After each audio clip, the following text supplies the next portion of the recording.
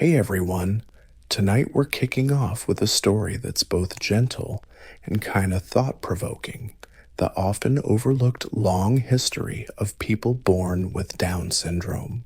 From ancient societies, where their presence was totally misunderstood, to recent decades full of stigma, progress, and activism. This journey doesn't just show how far we've come, but also how much farther we still have to go to make sure every life is valued and full of potential. So, before you get too comfy, take a sec to like the video and subscribe only if you actually enjoy what I'm doing here. And let me know in the comments where you're watching from and what time it is. Always fun to see who's joining us from around the globe. Now, turn off the lights, fire up the fan for some white noise, and let's dive into tonight's journey. Way before textbooks, hospitals, or genetic science existed, humans just observed, wondered, and explained the world through myths, feelings, and gut instincts. Back then, when a child looked or acted differently, it often sparked deep, usually spiritual reactions. We don't have ancient written records describing what we now call Down syndrome, but archaeology gives us rare, touching glimpses. In 2014, a team of French researchers uncovered a 1,500-year-old burial site. Among the remains was a child whose skull showed features consistent with Down syndrome.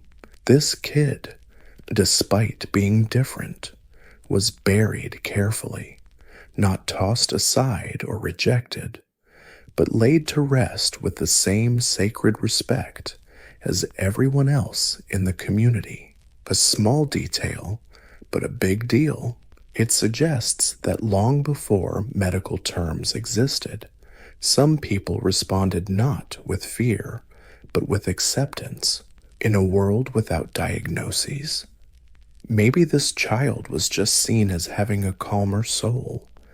Maybe they were held more, spoken to softly, maybe loved not despite their differences, but because of them. In other ancient cultures, physical and mental differences were often viewed through a spiritual lens. Some folks were revered for having a special connection to the divine.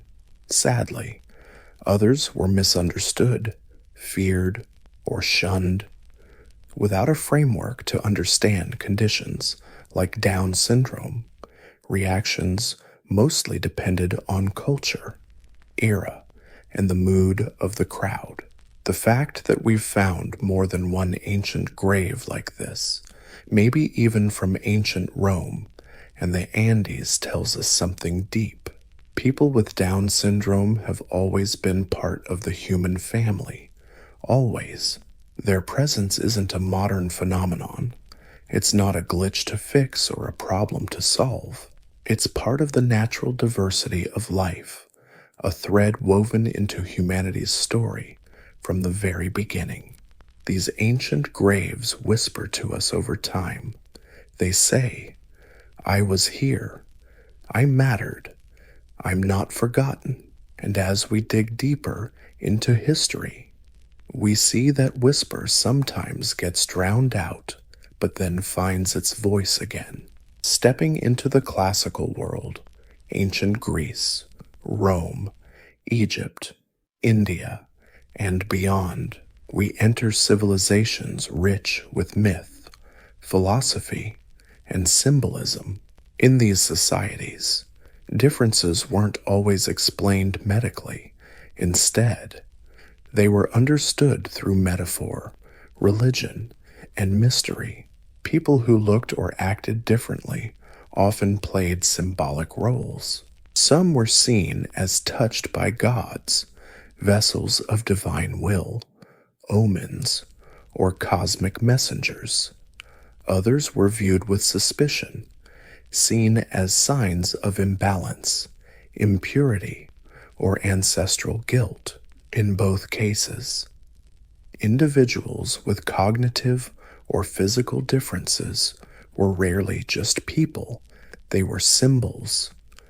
This was the world before genetics and science. So, if a child was born with Down syndrome's soft features, delayed speech, gentle demeanor, their presence might spark stories rather than diagnoses. Welcome to a civilization dripping with legends, philosophy, and symbolism. In these societies, differences weren't always explained by medical jargon. Nope. They leaned on metaphors, religion, and mystery instead. Folks who looked or acted unusual often got cast in symbolic roles. Some were thought to be touched by gods, vessels of sacred will, omens, or cosmic messengers. Others were eyed with suspicion, seen as signs of imbalance, impurity, or ancestral sins. Either way, those with mental or physical differences were rarely just seen as humans. They were symbols. This was the world before genetics and science. So if a kid was born with Down syndrome's soft face, slow to speak, gentle demeanor, their existence sparked stories, not diagnoses. Some cultures believed these kids were blessed, closer to the spiritual realm. Others feared they brought bad luck or divine punishment. In Egyptian and Greco-Roman traditions, myths included tales of children born under strange stars or touched by divine forces. There's no clear mention of Down syndrome in those texts, but they paint a worldview where difference was seen as fate or prophecy. Sometimes that meant respect, sometimes exile. Here's the kicker. There's no one-size-fits-all answer. In some villages, a visibly different child could be raised at home, cared for tenderly. Elsewhere, they might be hidden away, excluded, or abandoned. It all depends on the culture's worldview and how kind the neighbors felt. For example, some ancient Hindu texts saw kids born with certain traits as a sign of karmic cycles. Life comes back in new forms to teach lessons, to heal, or to be healed. While that didn't always guarantee good care, it at least offered a framework that recognized some spiritual value in every soul. But let's be honest, the facts don't lie. Without medical knowledge, folks with Down syndrome were often trapped in superstition and social control. They weren't seen as fully human in the modern sense. No rights, no protection, no chances. They lived on society's fringe, sometimes respected, sometimes feared, but rarely understood. And that misunderstanding dragged on for centuries, backed by religion, cloaked in folklore, and later repackaged by science. The Middle Ages wore a silent cloak, especially for those living outside society's normal lines. From the 5th to the 15th century, as Europe shifted from ancient empire to feudal kingdoms, how folks with intellectual disabilities were treated got shaped by religious dogma, social hierarchies, and fear of the unknown. Kids born with Down syndrome in medieval Europe stepped into a world ruled by strict beliefs. The church had serious clout, and anything off the norm was often interpreted as sin and punishment. A kid who didn't talk like the others, learned slowly, or had different facial features might not just be seen as different, but as proof of divine injustice or, worse, demonic influence. In rural villages, word of such a birth spread fast. Whispers filled the streets. Was it the mother's fault? Did the family sin? Was this child a punishment, a test, or a warning? With no scientific way to explain genetic conditions, imagination filled the gaps, and imagination, led by fear, often turned cruel. Many of these kids were hidden from sight. They might be quietly raised at home, kept indoors, rarely seen in public. Some were handed over to monasteries or convents, where monks took care of the sick and vulnerable. In some cases, this meant safety, food, shelter, and a peaceful life. Elsewhere, it meant institutional isolation, cut off from family or affection. But medieval times weren't all heartless. There were shards of compassion hidden in these centuries. Some religious orders believed every soul was sacred, no matter the ability. There are records of monks calling intellectually disabled folks innocent, spiritually pure, closer to God. In those rare moments, kindness showed up, even if full inclusion was still out of reach. But for most, this remained an era of silence. No words to describe Down syndrome, no community support or protection. Families had to face the unknown alone. Their stories weren't written down, their lives barely recorded. They were always there, but history ignored them, leaving only traces in artwork, parish records, or burial sites. Still, even in those dark times, they quietly endured, waiting for a day when the world might closer to God. In rare cases, kindness did show up, even if true inclusion was still a pipe dream. But for most people, this was the age of silence. No words for Down syndrome, no community support or protection. Families had to muddle through the unknown alone. Their stories went unwritten, their lives barely recorded. They were always there, but history mostly ignored them, leaving behind only traces in art, parish records, or burial sites. Yet even in this dark age, they quietly endured, waiting for the day the world might actually see them. While the Middle Ages are often remembered for cruelty towards the different, not every story is about fear, rejection, or superstition. Hidden in the dusty pages of history are moments of quiet compassion, acts of care that went beyond the era's norms and revealed the stubborn humanity of those who lived then. In small communities and remote villages, sometimes families didn't react to a baby born with Down syndrome with shame, but with acceptance. These weren't people with access to science or support systems. They were farmers, craftsmen, moms, dads reacting not as scholars, but as parents. And for some, love won over fear. We know this from rare notes by midwives, healers, and religious figures who wrote about gentle or slow children deeply loved by their families.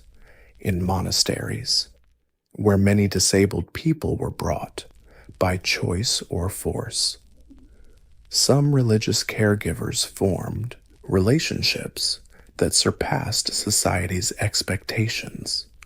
A monk or nun might teach a child simple prayers, prepare regular meals, or just offer some tenderness. In these rare cases, children with Down syndrome were allowed to develop at their own pace. They might not have gotten a traditional education, but they were included in daily activities, helping in the garden, joining worship, or pitching in with household chores. Their worth wasn't measured by productivity, but by simply existing. We also find signs of compassion in art. Medieval paintings sometimes show figures with down-like features, often angels, shepherds, or humble saints. Whether artists intentionally portrayed individuals with this condition or just got inspired by people they knew, the message was clear. They were part of the human story, sometimes even part of its beauty. Of course, we can't romanticize this era. These acts of kindness were exceptions, not the rule.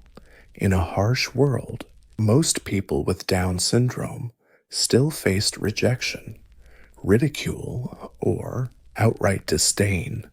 But those exceptions matter. They remind us that even in the darkest, scariest times, some people were willing to see things differently. People who didn't care about superstition or status. People who chose compassion not because they had to, but because something inside them just refused to do otherwise. And in these simple, defiant acts of kindness, the future was quietly being shaped as Europe left behind the Middle Ages and stepped into the scientific discoveries of the 17th and 18th centuries. Society's view of disability began to shift. Beliefs and superstitions slowly gave way to observation and classification. It was the dawn of modern medicine, and with it came a new kind of care, the medical gaze. For centuries, people with Down syndrome lived on society's margins, whispered about, cared for in silence, or ignored altogether. But in 1866, an English doctor named John Langdon Down changed all that while working at the Royal Earlswood Asylum for the Disabled in Surrey. He published a paper titled Observations on the Ethnic Classification of Idiots, where he described a group of patients sharing distinct features, almond-shaped eyes, round faces, shorter stature, and gentle temperaments. He didn't know the cause. Chromosomes hadn't been discovered yet, but he saw a pattern, and accidentally, he gave the world the first medical description of the condition we now call Down syndrome. However, his language reflected the biases of his time. Langdon Down compared his patients to the Mongolian people, a term he used based on outdated but popular Victorian racial theories. He called the condition Mongolism, a name that sadly stuck for over a century, offensive by today's standards. Yes, but it's important to remember that, of that era, Langdon Down compared his patients to the Mongolian people, a term he used based on outdated but popular Victorian racial theories. He called the condition Mongolism, a name that painfully stuck around for over a century, offensive by today's standards. Yes, but it's important to remember that Langdon Down's intentions weren't cruel. In fact, compared to many of his peers, he believed in humane care. He emphasized kindness, organization, and dignity for his patients, even if the system they lived in was still flawed. With his paper, something both powerful and problematic kicked off. People with Down syndrome started being seen as a category, a diagnosable label. This had consequences. On one hand, it allowed researchers to study the condition, eventually leading to medical progress. On the other hand, it turned individuals into a diagnosis, a checklist of traits, a research subject. For the first time, people with Down syndrome weren't invisible anymore, but now they were watched, analyzed, and sorted, their humanity often forgotten. Still, this moment marked a turning point. The road to understanding had begun, and while that road would wander through some really dark places in the coming years, it also laid the groundwork for discovery, advocacy, and eventually empowerment. As the 19th century slid into the 20th, the industrial world was exploding, cities were growing, technology was advancing, and systems were built to organize just about every corner of human life. Among them were institutions, huge facilities, designed to hold people who didn't fit the mold of a rapidly modernizing society. For folks with Down syndrome, these places were both refuge and prison. Families, especially working class ones, were told by doctors, priests, or local officials that their kids would be better off in a specialized institution.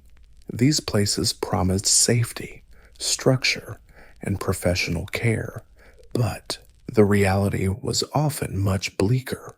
Many were overcrowded, underfunded, and seriously short on trained staff. Kids with Down syndrome were lumped in with others who had wildly different conditions, from mental illnesses to severe physical disabilities.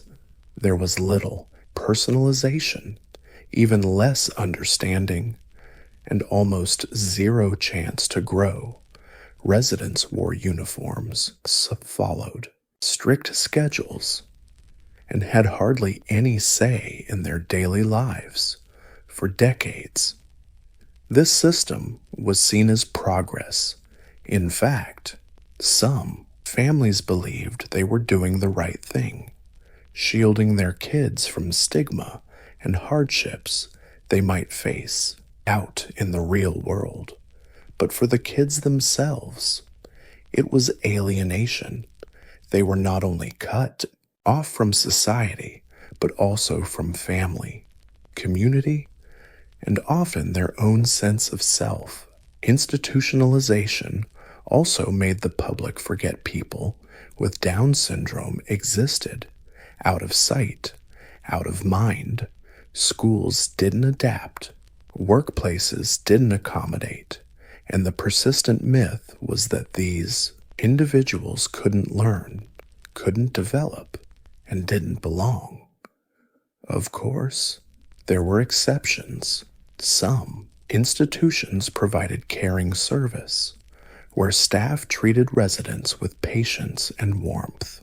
Some kids formed lasting friendships, even family-like bonds with each other and the few caregivers who saw their worth. But these were just islands of light in a sea of systemic neglect. Perhaps the saddest part of this era was how many smart, kind, capable individuals spent their lives behind locked doors, not because they were dangerous, but because the world just wasn't ready for them.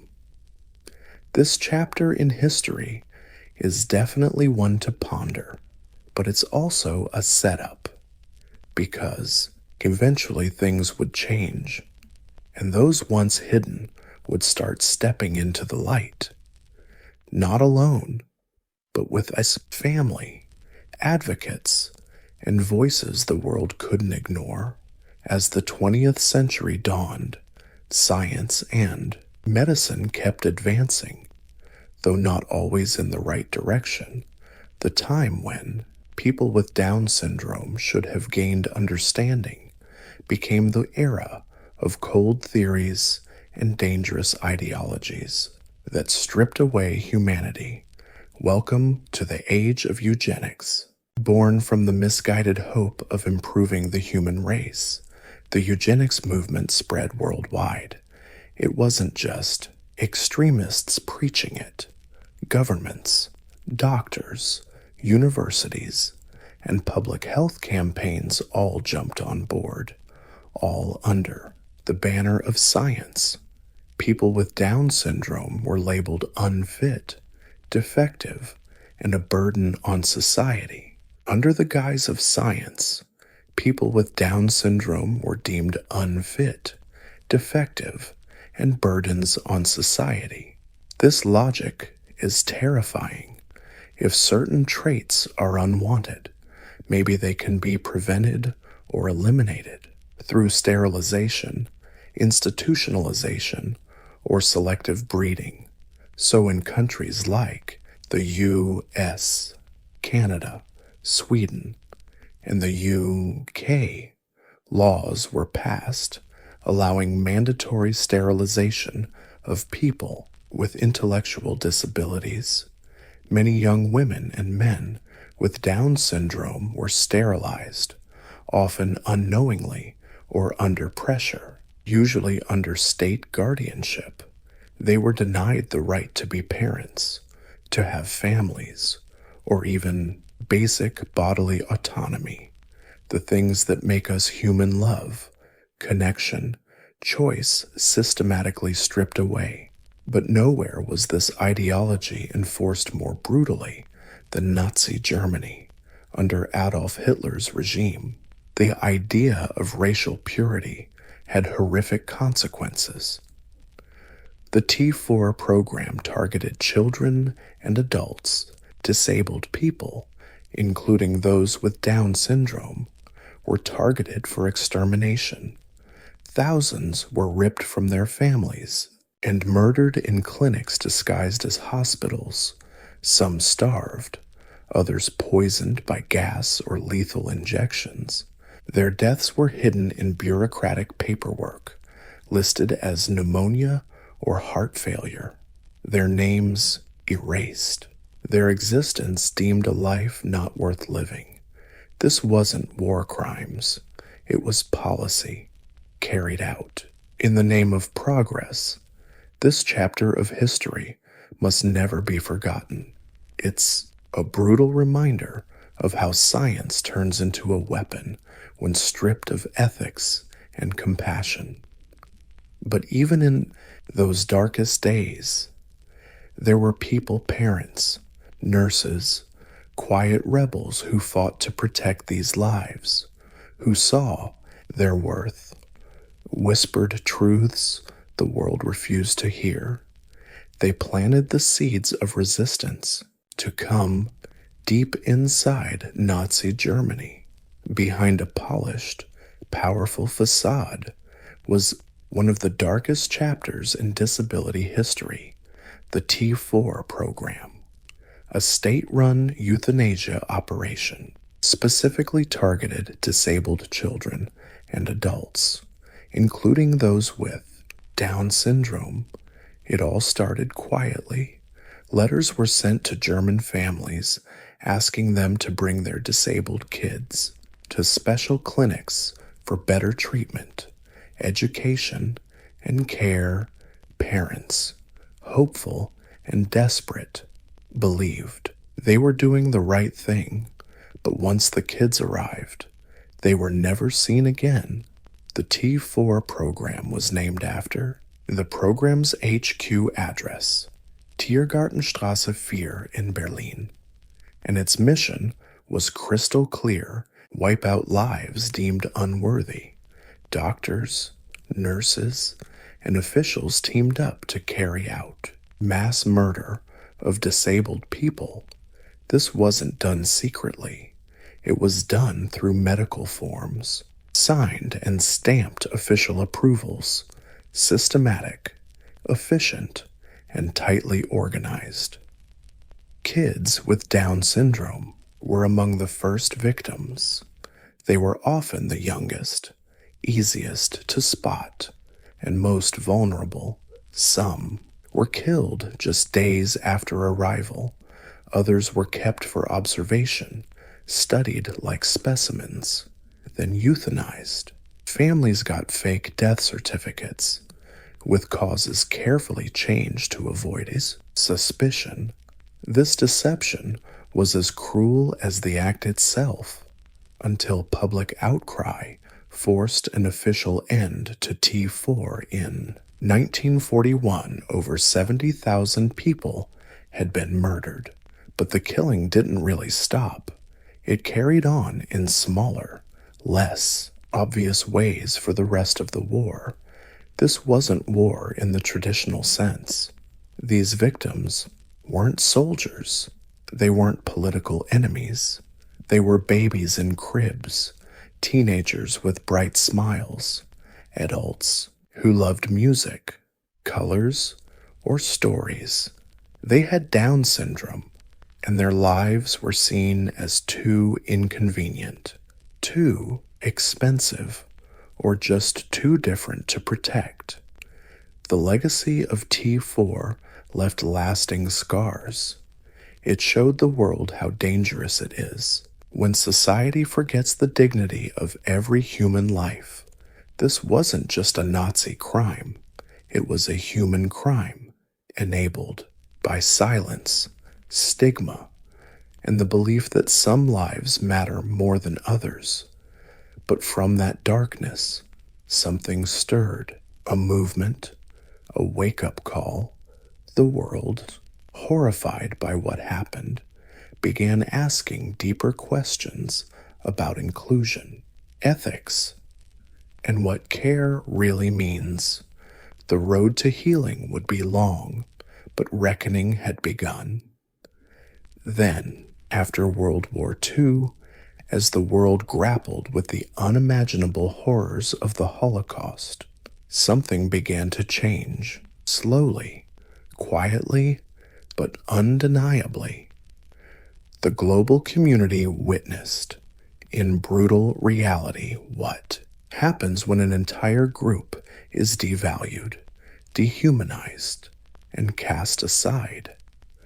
Though this reckoning initially focused on race and religion, it soon expanded to include disabled people, including those with Down syndrome. The moral shock of the T4 program ignited a movement. Parents once forced to give up their children, pressured to put them in institutions or stay silent, began to speak out.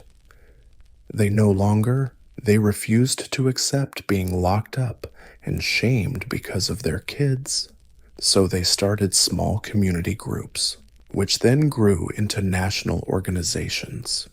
In the U.S., the 1950s and 60s saw the birth of advocacy movements like the National Association for Retarded Children, now called the ARC, giving families a platform to demand dignity and rights. Spoiler alert, the first advocates weren't politicians or celebrities. Nope, they were parents. Loving parents who refused to believe a diagnosis like Down syndrome meant a life without value or purpose.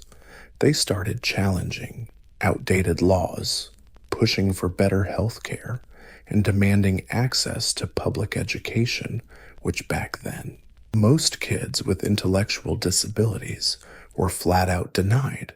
The civil rights era lit a fire as minority groups across America fought for equality. Disability advocates linked their goals to the bigger justice movement, the idea that everyone, no matter race, gender, or ability, deserved equal treatment under the law became a rallying cry worldwide. Similar movements popped up in the UK, Scandinavia, and Australia. Parents formed support networks and started lobbying governments. Advocates began publishing newsletters, holding conferences, and creating training programs for teachers and caregivers. A spirit of solidarity emerged not just among parents, but among self-advocates, individuals with Down syndrome who started speaking up for themselves. This shift was a game changer. It pulled people with Down syndrome out of the shadows and into the public conversation. And while progress wasn't perfect, a powerful truth was planted. They had a voice. They had potential. And they weren't going to stay silent anymore. The age of advocacy had begun as the movement grew through the 60s and 70s. Something remarkable happened. The real stars of the story, people with Down syndrome, started speaking up, not just through families or support groups, but with their own words, actions, and lives. This was the decade silence really began to crack in many countries. New laws started opening public schools to kids with intellectual disabilities in the U.S. The Education for All Handicapped Children Act of 1975 guaranteed the right to free, appropriate public education for every child, including those with Down syndrome. This was a huge turning point. Kids who were once banned from classrooms were now welcomed back. Often for the first time in history, education brought visibility. Kids with Down syndrome were no longer hidden away. They learned alongside peers, made friends, acted in school plays, danced, and built confidence. Many teachers, some who'd never worked with intellectually disabled kids before, found a surprise these students had tons to offer. They could learn, grow, and contribute not just to the classroom, but to the whole school community. This vision stretched beyond the classroom. As social norms evolved, people with Down syndrome began appearing in magazines, on TV, and eventually in movies. In the UK, a groundbreaking documentary aired in 1979 called A World Apart, telling the story of a young woman with Down syndrome. It was raw, real, and deeply human for many viewers. It was the first time they'd seen someone with this condition portrayed with dignity and depth. Families kept sharing their stories too. Personal essays, memoirs, and photo essays started circulating, capturing everyday moments of joy, frustration, growth, and love. These stories didn't sugarcoat challenges, but shattered the idea that life with Down syndrome was all sadness or struggle. Most importantly, the number of self-advocates began to rise. Young people with Down syndrome started. These stories don't sugarcoat the challenges, but they smashed the idea that life with Down syndrome is just sadness or struggle. And most importantly, more and more people started standing up for their own rights. Young folks with Down syndrome began speaking out, attending conferences, and sharing their experiences. Their message, simple but powerful: we're not less, we're just different, and we've got things to say. This chapter in history marks the birth of visibility, when the world finally had to stop ignoring, start listening, and see people with Down syndrome not as cases to fix, but as people. By the 80s and 90s, growing waves of advocacy, education, and self-expression began reshaping not just public policy, but public perception too. A new understanding of Down syndrome was taking shape, one that saw individuals not as problems to manage, but as people to include, support, and celebrate. This shift was powered by a mix of forces happening all at once. Medical advances improved health outcomes, education reforms boosted inclusion, and, most importantly, a generation of kids with Down syndrome, born into a world that cheered rather than silenced them, grew up in plain sight. Healthcare played a big role in this transformation. Pediatricians got better training on developmental disabilities. Heart surgeries, once considered too risky or off limits for kids with Down syndrome, became more common, massively improving survival rates. Therapies like speech, occupational, and physical were started earlier and more consistently, helping kids develop skills once considered impossible. The result, lifespans started to climb. In the 60s, lots of kids with Down syndrome didn't make it past their teens. By the 90s, many were hitting 50s and 60s, with some even making it to old age. For the first time ever, people with Down syndrome were not just surviving childhood, they were becoming adults with full lives ahead. This new reality forced society to ask tougher questions. How do they grow up? Are support programs actually effective? Can they live independently? Can they get married? The answer, more and more often, yes. Employment programs started connecting adults with Down syndrome to real jobs. Grocery stores, offices, hotels, even businesses run by self-advocates themselves. Housing co-ops and group homes popped up for semi-independent living. And around the globe, stories of romance, of marriage, and deep friendships between people who decades ago might never have met, let alone dreamed of a future, started to surface. Clearly, people with Down syndrome aren't defined by their diagnosis. They're individuals with strengths, struggles, personalities, and dreams, and the world was slowly learning how to make room for them. By the early 2000s, something truly beautiful happened.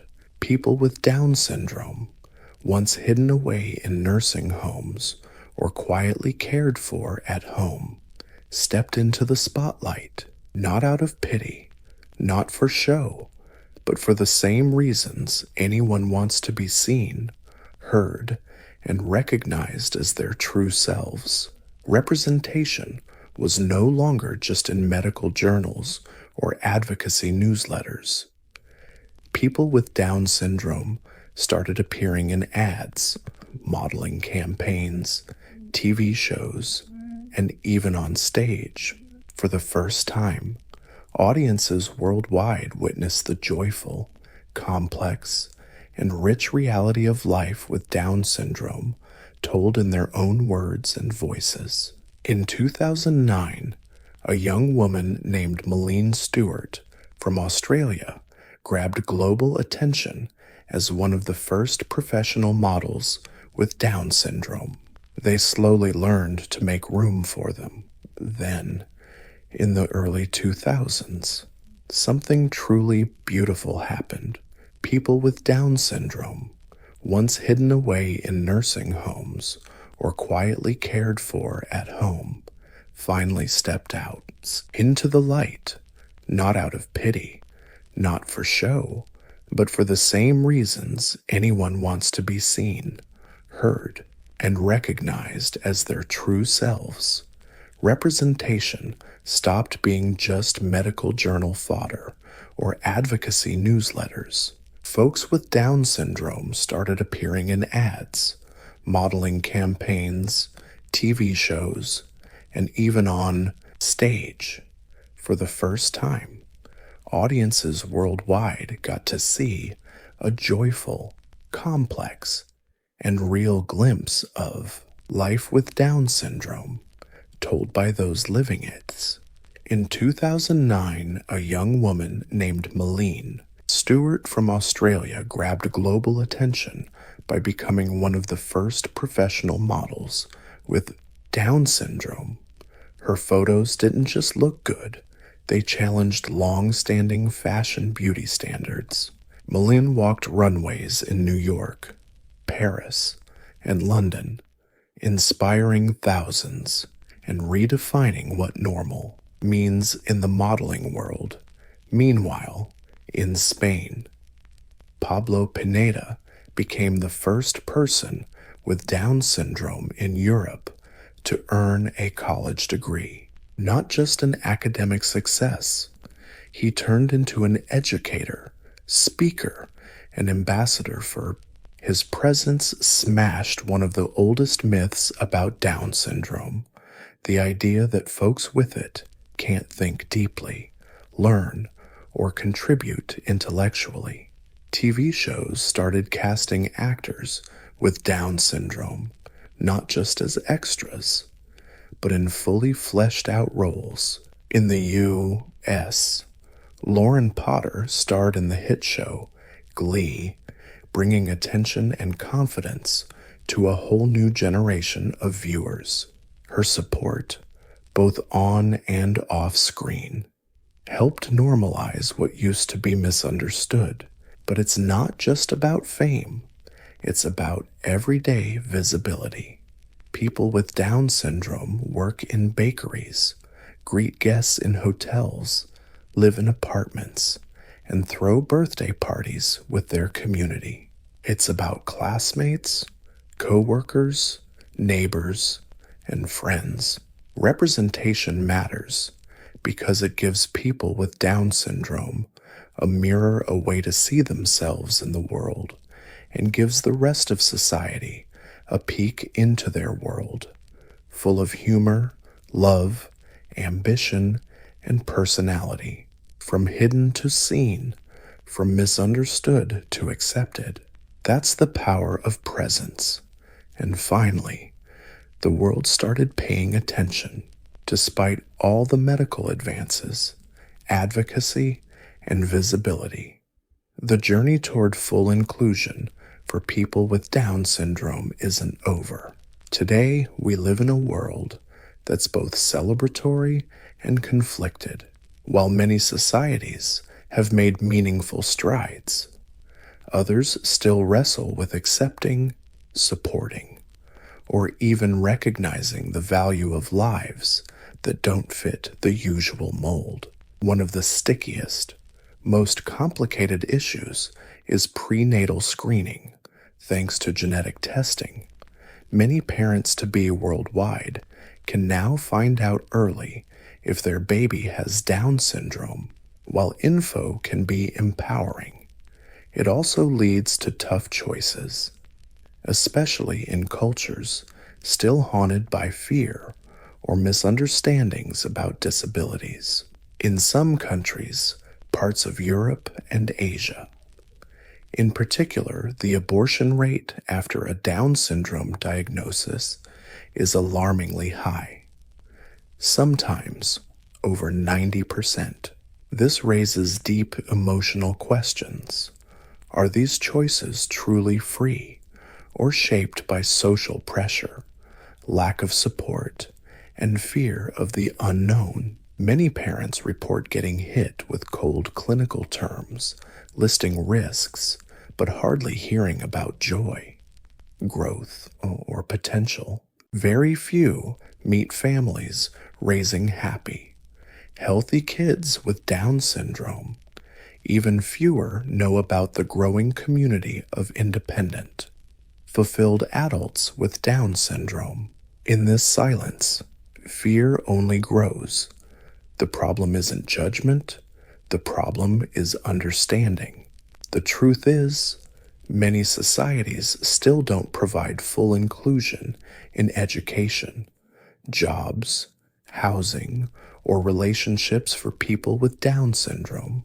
Usually, parents have to navigate these systems alone, and kids face low expectations, limited access, or subtle exclusion. There's also a symbolic challenge. Representation is growing, but sometimes seen as novelty, not normalcy. A few success stories get loud applause, while many others live quietly on the sidelines, unnoticed. But despite these hurdles, the movement keeps going. Advocates, including those with Down syndrome themselves, push for better policies, deeper inclusion, and cultural shifts toward true acceptance, because the ultimate goal isn't just awareness, it's inclusion. A world where no one with Down syndrome is seen as a mistake, but as a life worth living, loving, and supporting. Full inclusion in education, employment, housing, and relationships.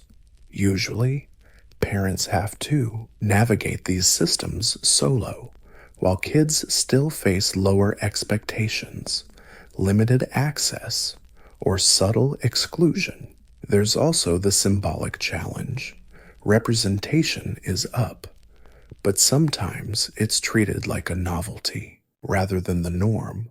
Some success stories get loud applause, while many others stay invisible on the sidelines. But despite all this, the movement keeps pushing forward. Advocates, including people with Down syndrome themselves, are pushing for better policies, deeper inclusion, and cultural shifts toward genuine acceptance, because the ultimate goal isn't just awareness, it's inclusion. A world where no one with Down syndrome is seen as a mistake, but a life worth living, loving, and lifting up. Looking back at centuries of silence, stigma, rejection, and resistance, one truth rises above the noise: every life matters. This isn't just a belief, it's a fact. History has quietly tried to prove time and again, even when society turned a blind eye.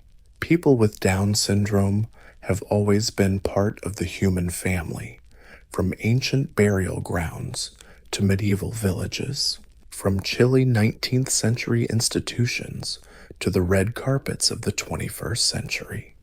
They've been here to live, laugh, fight, survive, and teach us a thing or two. What they bring to the world isn't always flashy or glamorous. It's quieter, but no less powerful. Their lives often radiate kindness, honesty, and emotional intelligence. Folks who live or work with people with Down syndrome often talk about a rare kind of sincerity, warmth that can fill a room, not because they're trying to inspire us, but just by being real and very human. We've got to resist the urge to either romanticize or downplay their experiences. A person with Down syndrome is just like anyone else, complex, capable of joy, frustration, ambition, sadness, and love. Their lives aren't without challenges, but they aren't defined or limited by them. They're not symbols of purity or tragedy. They're individuals with voices, stories, and the right to call their own shots. And their presence in this world reminds us of something crucial. Humanity isn't measured by IQ, productivity, or perfection.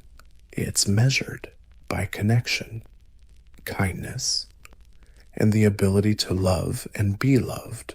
When we say every life matters, we're not handing out charity. We're stating a universal truth that applies to all of us. Because if one person has to prove their worth to deserve life, none of us are safe. But if we start from the belief that worth is inherent, that everyone matters just because they are, then we begin building a world where everyone truly belongs. People with Down syndrome don't need our pity. They need our presence, cooperation, and a willingness to listen, adapt, and make space. Their lives aren't footnotes in history. They're chapters in the human story, and some of the most beautiful chapters at that. So, how have people with Down syndrome been treated throughout history? The honest answer is complicated and layered, a tale of sadness and silence, but also resilience, revolution, and love. For much of recorded history, they lived in the shadows, misunderstood in ancient myths, hidden away in medieval times, and viewed as mere objects under the cold gaze of early medicine, sometimes feared, sometimes forgotten, and in the darkest moments, like during the eugenics movement and Nazi regime, targeted just for existing. Yet, they were not only victims of history, but active participants in it, through families who fought for them, teachers who believed in them, and ultimately their own voices, saying, "We are here, we matter." The story of people with Down syndrome is not just a medical or social one. It's a human story. It reflects how we, as a society, define dignity, who we protect, who we prioritize, and what we believe makes life valuable. In recent decades, we've witnessed a transformation that once seemed unimaginable. People with Down syndrome graduate high school, have jobs, star in movies, fall in love, fight for their rights, and build their communities from exclusion to celebration. This journey isn't just about their strength, but about our shared potential for growth. But this progress didn't happen by accident.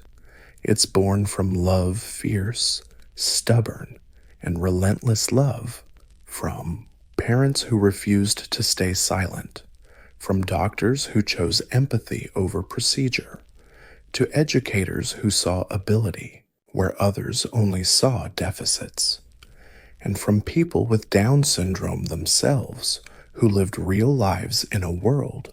But this progress didn't just happen by accident. It came from love, fierce, stubborn, and relentless love, from parents who refused to accept silence, from doctors who chose empathy over procedure, to educators who saw ability where others only saw deficits, and from the people with Down syndrome themselves, living authentic lives in a world that often underestimated them. That legacy of courage, presence, and persistence is still being written today. As we close this historical journey, let's carry its lessons to question old biases, uplift those unheard, and recognize that a person's worth is undeniable. People with Down syndrome aren't a historical anomaly. They're threads woven into the fabric of history, stitched with the quiet grace, stubbornness, and silent strength of a life fully lived, no regrets attached. Thanks for listening.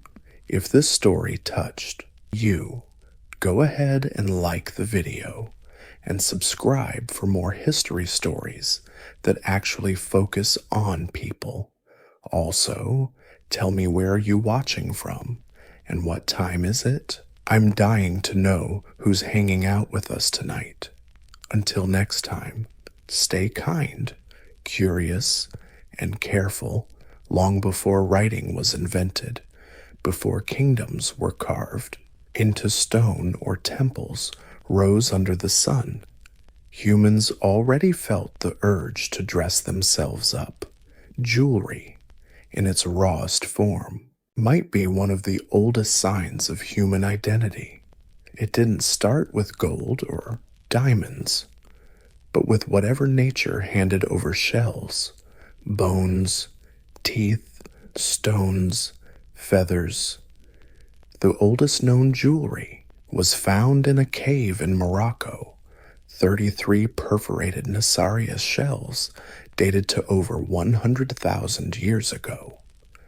When strung together, they could be worn as necklaces or anklets. They look simple to our modern eyes, but these were revolutionary artifacts. They marked a giant leap in symbolic thinking, the ability to show status, group ties, or spiritual beliefs through something worn on the body. In prehistoric cultures, jewelry wasn't just vanity, it was communication. A necklace made of animal teeth might say, "I'm a badass hunter." A string of shells could mean fertility, trade, or family bonds. In early burial sites across Europe and Africa, skeletons were found carefully decorated with jewelry placed around the neck, wrists, and ankles. Evidence shows jewelry played a role in funerary rituals and remembrance, guiding souls to the afterlife or marking them as members of a sacred lineage. Even in nomadic and tribal groups, where survival was the main game, people still made time for jewelry. Pieces were shaped, polished, and carved. Pigments were applied. These acts proved jewelry was no frivolous luxury. It was central to the human experience, a way to convey meaning, memory, and magic. The coolest part: this earliest jewelry popped up independently in different spots worldwide, from Siberian mammoth ivory bracelets to African ostrich shell bead strings. Cultures separated by oceans and languages all turned to adornment. Why? Because jewelry met a universal need, the need to belong, to express, to transform the body into more than just meat and bones. Long before precious metals and royal crowns, jewelry was deeply human, a silent language of identity, protection, beauty, and belief. It was our first spark, and from that first glimmer of beads strung on thread, a whole jeweled world was born. As early human societies grew into great civilizations, jewelry making evolved too. In the cradle of civilization, Mesopotamia, gold wasn't just metal, it was the language of power and prestige. The artisans of Sumer, Akkad, and Babylon crafted intricate pieces from gold, silver, and gems like carnelian, lapis lazuli, and agate. Jewelry wasn't just worn by the living, but also decorated statues of gods as offerings in gleaming temples. Jewelry wasn't just worn by the living, but also decorated statues of gods as offerings in gleaming temples. Mesopotamian jewelry was loaded with symbolism. Spiral patterns stood for eternal life, while geometric designs represented cosmic order. High-status women often wore elaborate headdresses, bracelets, and pendants, which were buried with them to guarantee continuity in the afterlife. These items weren't just accessories, they were extensions of. Jewelry wasn't just for dressing up the living, it also decked out divine statues as offerings in glittering temples of sacred light. Mesopotamian jewelry was deeply symbolic. Spirals stood for eternal life, while geometric patterns spoke of cosmic order. High-status women often wore elaborate hats, bracelets, and pendants. usually buried, with them to ensure continuity in the afterlife. These items weren't mere accessories, they were extensions of divine grace, political power, and cultural sophistication. Meanwhile, in the sun-soaked, wealthy land of Egypt, jewelry reached a whole new spiritual resonance. Gold, abundant in Nubia and prized by the Egyptians, was considered the flesh of the gods imperishable, eternal, and sacred, so every piece worn by a pharaoh or queen. Priests wore them all crafted with one goal: protection, pleading, and transformation. Amulets were kind of a big deal. People believed Horus's eye, worn close to the heart or forehead, could ward off evil and guarantee health and recovery. These amulets were inlaid with dazzling stones like turquoise, lapis lazuli, and garnet, each chosen not just for looks, but for their spiritual mojo. Jewelry also shouted social status loud and clear. Golden collars, wide bead strands, and inlaid rings told tales of wealth, lineage, and sacred connections. Kids wore amulets too.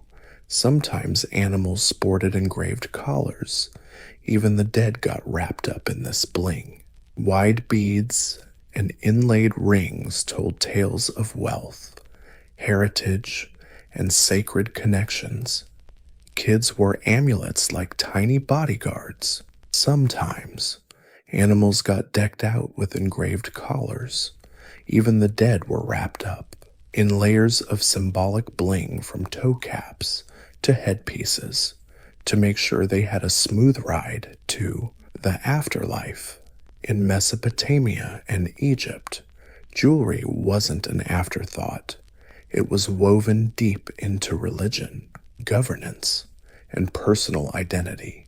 Wearing it meant you were chosen by gods, kings, or fate itself.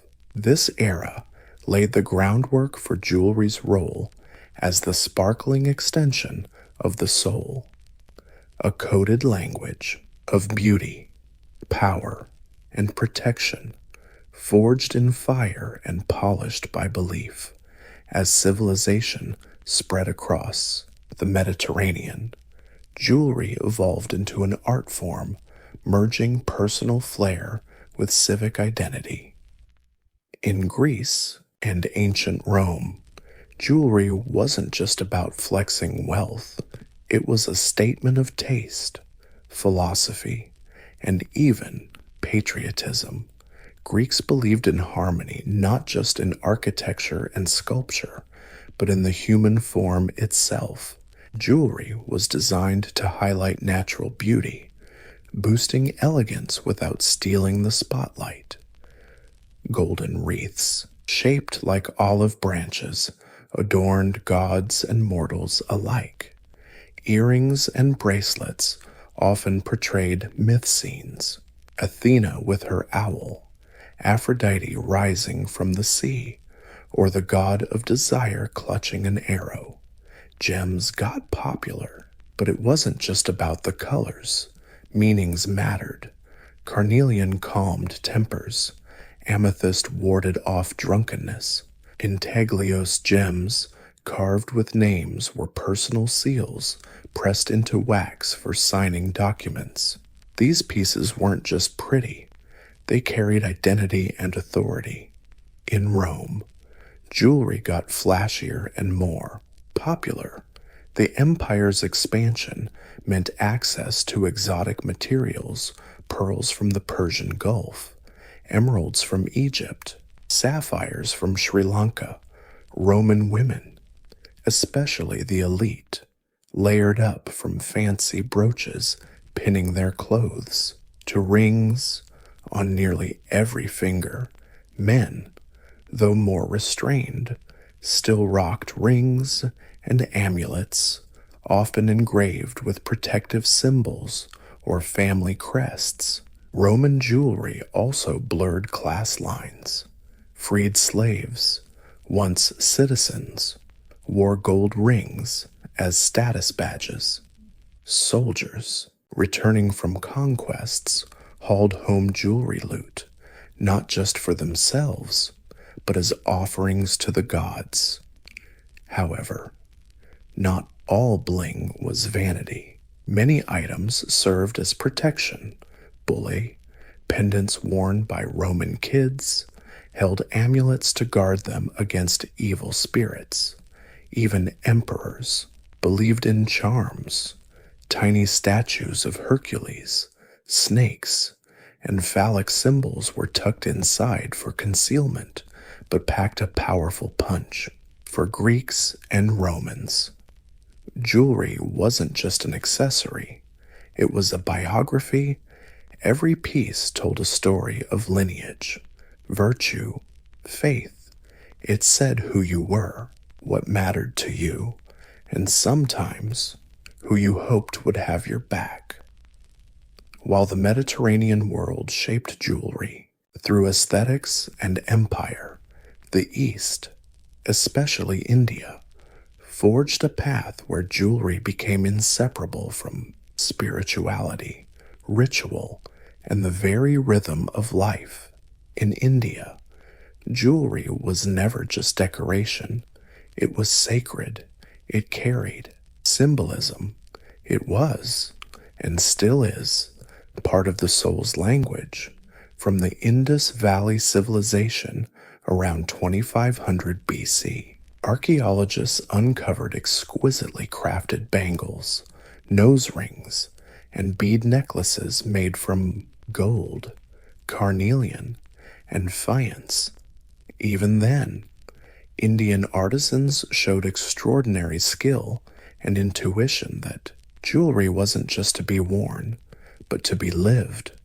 Unlike the West, where jewelry mostly screamed wealth, in India, it played the role of a visual scripture, telling stories of love, fertility, protection, and archaeologists have uncovered exquisitely crafted bracelets, nose rings, and bead necklaces made from gold, agate, and fancy stones.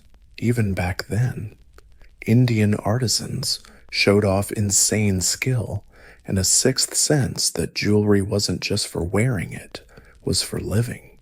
Unlike the West, where jewelry mostly screams, "Look at my money," in India, it acted like a visual holy book telling stories of love, fertility, protection, and divinity.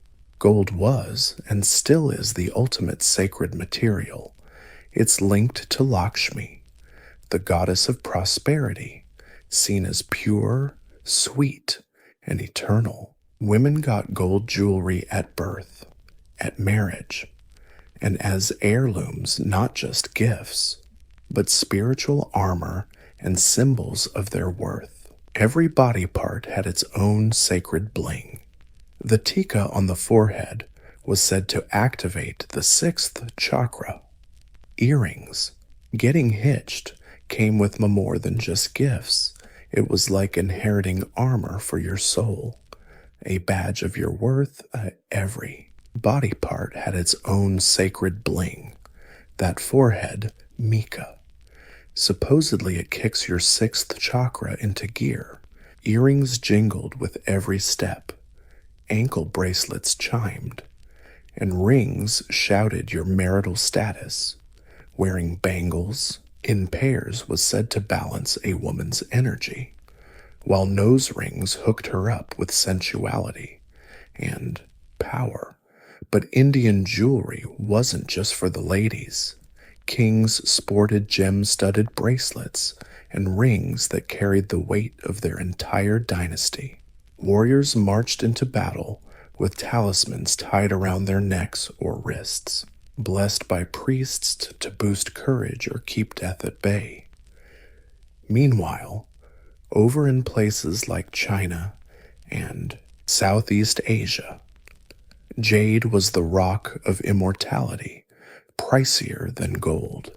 It was believed to protect the spirit and balance the body.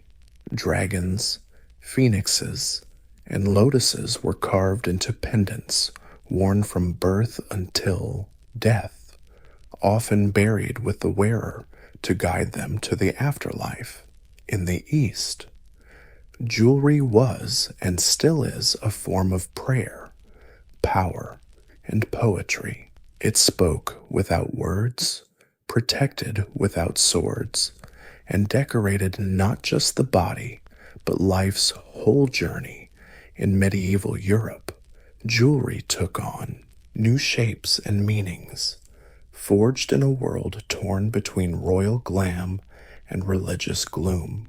Crowns became sacred symbols, rings decided fates and alliances, and even the humblest pendant could carry the weight of a prayer. As Christianity spread across Europe, jewelry evolved from pagan charms into holy symbols of faith. The cross became a popular pendant to protect and display devotion, relics, saints' bones, sacred cloth, even drops of Christ's blood were enshrined in ornate reliquaries worn close to the heart. These weren't just pretty objects, they were believed to have spiritual power, capable of healing or interceding. Monasteries and churches tasked goldsmiths with crafting chalices, bishops' rings, and bead rosaries strung with pearls or jet. Each piece was designed to inspire awe, show devotion, or assert authority. Jewelry stopped being just personal stuff. It became political and theological. In royal courts, jewelry symbolized lineage and legitimacy. Crowns, scepters, and brooches studded with sapphires, rubies, and emeralds didn't just shine, they spoke volumes. Sapphire stood for wisdom and divine favor, ruby for courage and passion, emerald for fertility and rebirth. Kings and queens used these gems like a secret language, sending messages with every stone. Feudal lords swapped rings to swear loyalty. Knights received jewelry gifts, sometimes a lady's brooch or pendant to wear into battle, worn on armor as a lucky charm and a symbol of their ideals.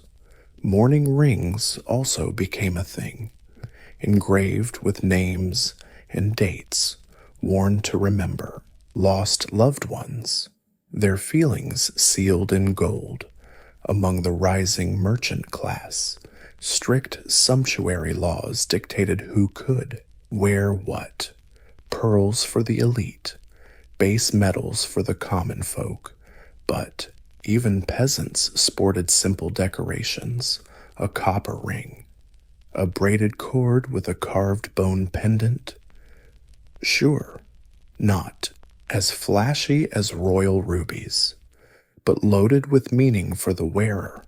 By the Middle Ages, jewelry wasn't just about wealth or looks anymore. It became a vessel of faith, a tool of loyalty, and a bridge between the earthly world and the divine. As Europe shook off its medieval gloom, jewelry stopped being just a sign of wealth or beauty. It became a vessel of faith, a loyalty tool, and a bridge between the mortal world and the divine. As Europe crawled out of the medieval darkness, the Renaissance spread across the continent like a light reboot. During this rediscovery of science, art, and individualism, jewelry leveled up big time, no longer just symbolic or religious. It was now a statement of sophistication, intellect, artistic patronage, and personal style. The wealthy elite, nobles, merchants, and rising dynasties started commissioning custom bling from Taylor. But behind its beauty lay centuries of conquest, labor, and cultural exchange. Baroque jewelry was anything but subtle. Master jewelers, these artisans, inspired by ancient times, blended Roman and Greek techniques with modern innovations. Enameling flourished. Colored gems were arranged in dazzling, symmetrical designs. Jewelers became real artists, teaming up with painters, poets, and architects. Portraits from the 15th and 16th centuries show nobles decked out with intricate chains, jeweled hairnets, and necklaces studded with rubies, sapphires, and pearls. Jewelry wasn't just a decoration, it was a secret code. A pendant might hold a lover's portrait or a lock of hair. A brooch could carry hidden meanings. Cupid stood for love. The phoenix symbolized rebirth, or the Ouroboros, a snake eating its own tail, represented eternity. Religious jewelry still had a place, but it got more personal and less official. Tiny pendants engraved with saints or Bible scenes were tucked inside elaborate designs. Rosary beads made of gold and coral were worn to show status and for prayer.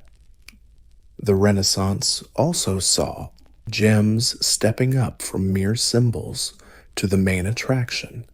Cutting techniques improved, and gem dealers traveled far and wide to snag diamonds from India, emeralds from Colombia, and pearls from the Persian Gulf. These stones weren't just polished. People gawked at them, wrote about them, and even used them in diplomatic drama. Women's jewelry became layered and lavish. Jeweled belts, pearl earrings, collars dripping with gems. Men sported office chains, gem-studded rings, and decorated sword hilts. Jewelry turned into wearable fabric, a mashup of identity, ambition, and art.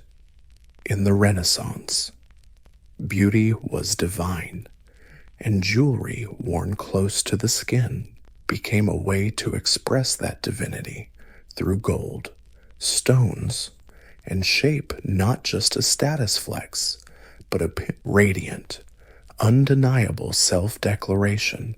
When the Renaissance gave way to Baroque, jewelry reinvented itself again, this time to flaunt luxury, wealth, and global influence.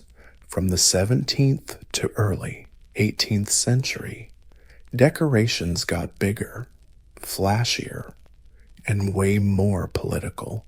Jewelry wasn't just a personal thing anymore. It was a power play, both personal and imperial. European courts, especially Louis XIV's in France and the Habsburgs in Spain and Austria, treated adornment as a stage show. Deep necklines, towering collars, and every exposed inch became a canvas for bling. Women wore gem-studded corsets, while men sported heavy gold chains and jewel-encrusted badges, hairpins, shoe buckles, gloves, even fans were bedazzled.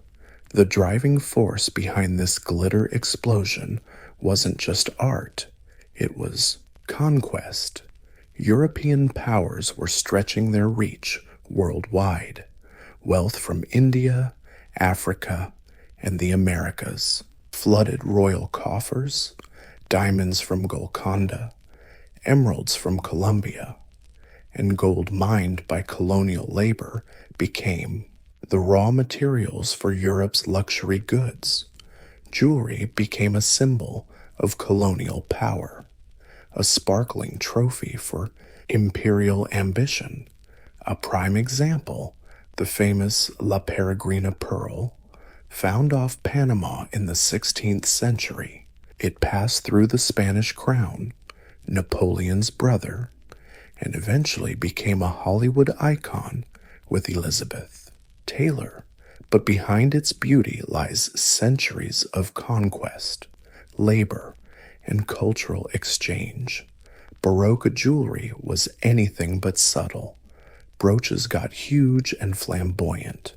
Rings became tiny sculptures, and earrings dangled down to shoulders. The scrolls, ribbons, and floral patterns of the time mirrored the era's architecture and music. Brooches got huge and extravagant.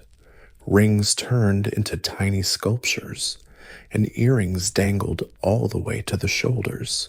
The scrolls, ribbons, and floral motifs of the era mirrored the era's architecture and music fancy. Layered and dripping with drama, the scrolls, ribbons, and floral patterns from this era mirrored the architecture and music of the time fancy.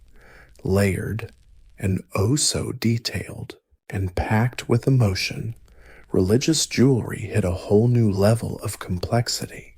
Rosary beads studded with diamonds. Reliquaries got mobile, worn like pendants, carrying holy bones. Decked out with angels, doves, and golden thorns, jewelry doubled as armor and altar. But beneath all this bling, a new world order was quietly taking shape. Trade, colonization, and the rise of the merchant class started shaking up who got the luxury goods and who got left out in the cold. The Baroque era wasn't just about showing off, it was about controlling the narrative with gold, gems, and grand spectacle jewelry. Told the story of who ruled the world and who paid the price for it. The 18th and 19th centuries marked upheaval. Revolutions toppled monarchies. The middle class grabbed power, and the Industrial Revolution reshaped how the world worked. Dressed and accessorized jewelry, once the exclusive language of royalty and the church, started to evolve, getting more democratic, more personal, and surprisingly romantic. After the French Revolution, flashy jewelry fell out of favor. Flaunting wealth too much could get you in trouble. A simpler neoclassical style took over. Inspired by ancient Rome and Greece, a classy nod to reason, equality, and understated elegance. Think finely carved jewelry, laurel wreath motifs, and pendants worn close to the heart. But then came the Victorian era with a whole new kind of extravagance, a culture born not from monarchy but from emotion. Queen Victoria of England set the tone for most. 19th century jewelry. Her love story with Prince Albert was immortalized in bracelets, hairpins, and lockets worn in pairs. Jewelry became loaded with emotion, extensions of love, grief, and memory. Engagement rings got super popular. Same with gemstone jewelry and charm bracelets. Each piece was a puzzle piece of a personal story. Advances in technology made jewelry more accessible. Mass production, electroplating, and machine-cut gems let the middle class jump on trends that used to be nobles only. Fake jewelry showed up, not cheap knockoffs, but fashion pieces that let people express themselves regularly and affordably. Meanwhile, global influences kept spreading. Japanese motifs snuck into Western designs during the Art Nouveau movement. Persian and Mughal designs inspired the lavish decorations of elite workshops. Colonization brought cultural exchange and exploitation, reflected in the gems and aesthetics worn from Paris to New York. By the late 19th century, Jewelry houses like Tiffany, Cameo, and Cartier were household names. They weren't just shops. They were brands shaping luxury in the new century. Their designs blended elegance with identity, delivering pieces both timeless and modern, refined yet emotionally rich. Jewelry in this era wasn't just a status symbol, it became wearable biography, celebrating birthdays, memorializing the dead, symbolizing unions, and even marking Independence Days. And just beyond the horizon, a revolution in style and design was brewing, a product that could, the 20th century changed jewelry forever. It broke traditions and redrew lines in politics, art, and definitely in bling. From Art Deco to street fashion, from glittering red carpets to hand-beaded tribal crafts, jewelry became more than decoration. It became self-expression, a statement not just of status, but of identity, rebellion, and reinvention. The early 1900s marked the birth of bold geometric Art Deco style, inspired by industrial design, Egyptian archaeology, and Jazz Age glam. This style celebrated clean lines, symmetry, and contrast. Platinum, agate, and diamonds were go-tos. Women rocked long earrings and flapper-style necklaces. Men jazzed up with cufflinks and tie clips. This style celebrated clean lines, symmetry, and contrast. Platinum, agate, and diamonds were all the rage. Women rocked long earrings and flapper-style necklaces. Men sported cufflinks and tie clips. It was a salute to modernity, jewelry for a world racing toward the future.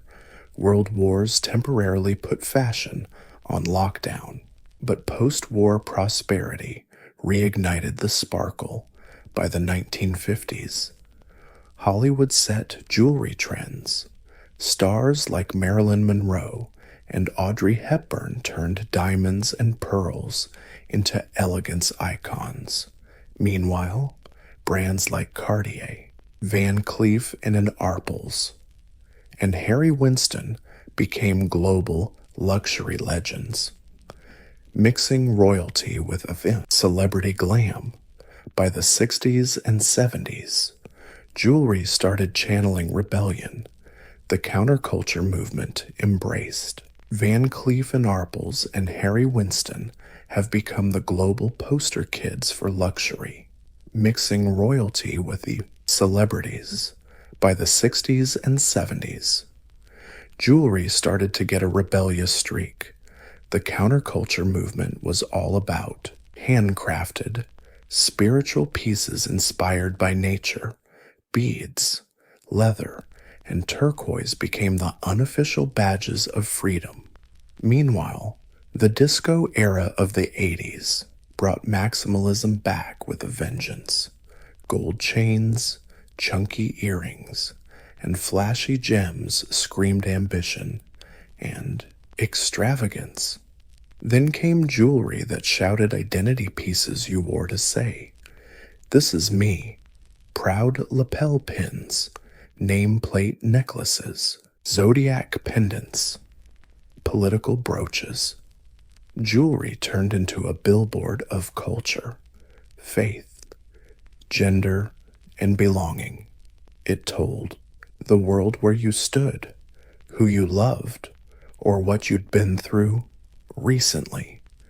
The jewelry chat has expanded to sustainability, ethics, and storytelling. Lab-grown diamonds are giving the old value rules a run for their money. Heirloom redesigns are breathing fresh life into family history. The artisan revival honors native crafts and communities over mass production. and digital culture plays a starring role. A piece of jewelry today might be an Instagram trend, handcrafted by a local artist, or a symbol close to your heart. No longer just gold or diamonds.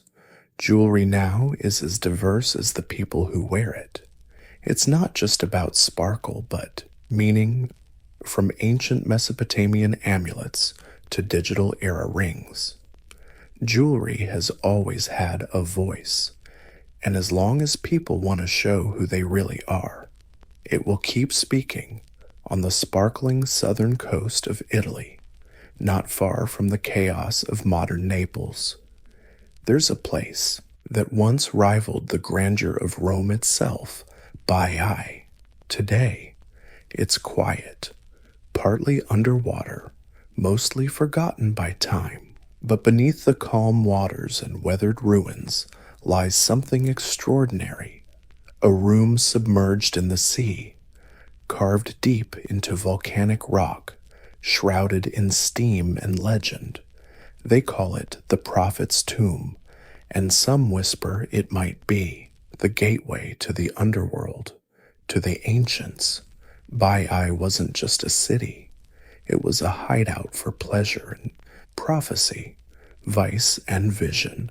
It sat on the restless land of Campi Flegrei, the burning fields, a massive volcanic crater where the ground shifts, breathes, and simmers. Gas escapes from cracks in the earth, water bubbles. Oddly, it's a place where the physical world feels fragile, like something else is lurking just beneath. For centuries, Baiae was the playground for emperors, generals, and poets. Lavish villas clung to cliffs. Statues of gods and heroes looked out over private harbors. But as the land sank and sea levels rose, most of the city slipped. Underwater, marble columns and mosaic floors now lie beneath the waves, preserved in silence, untouched by air, seen only by fish and the occasional diver. Yet among these underwater wonders, one room stands out, partly submerged, hiding near the ruins of an ancient bath complex. The passage slowly fades into darkness. This isn't your average ruin. It's deliberately carved, packed with symbols, connected to something beyond. Architecture, something sacred or forbidden. Stepping inside today is like entering another reality, where legend still clings to the stones. Modern archaeologists call it the Oracle's Tomb, but the elders have a different name. The Nest, the Cave, the place where the veil between life and death thins, where prophecy can be drawn from steam, and where the brave might not only descend into the earth, but into the very imagination of ancient Rome. Whatever lies inside is restless. The oracle's tomb waits, and the story begins as the land sinks beneath the sea. Baiae wasn't your average Roman settlement. It was the empire's escape hatch, a hideaway for emperors, nobles, and the privileged elite, built not for architecture, something sacred or forbidden. Walking in there today is stepping into another reality where legends still live in the stones. Modern archaeologists call it the Oracle Tomb, but the old folks call it. It's known by another name, the lair, the cave, the place where the thin veil between life and death gets, well, really thin, where prophecies can be pulled straight out of steam, and where the brave don't just step down to earth, but dive headfirst into the wild imagination of ancient Rome. Whatever's inside isn't resting easy. The oracle's tomb is waiting, and the story kicks off as the land sinks beneath the sea. Byre wasn't your average Roman settlement. It was the empire's escape hatch, a hideout for emperors, nobles, and privileged elites, built not for ruling or war, but pure indulgence, nestled along the Bay of Naples. Byre sparkled with luxury. A city soaked in pleasure and dripping with scandal. Walking its marble streets was like touching power itself. Bathing in hot springs was like soaking in healing rituals and pure hedonism.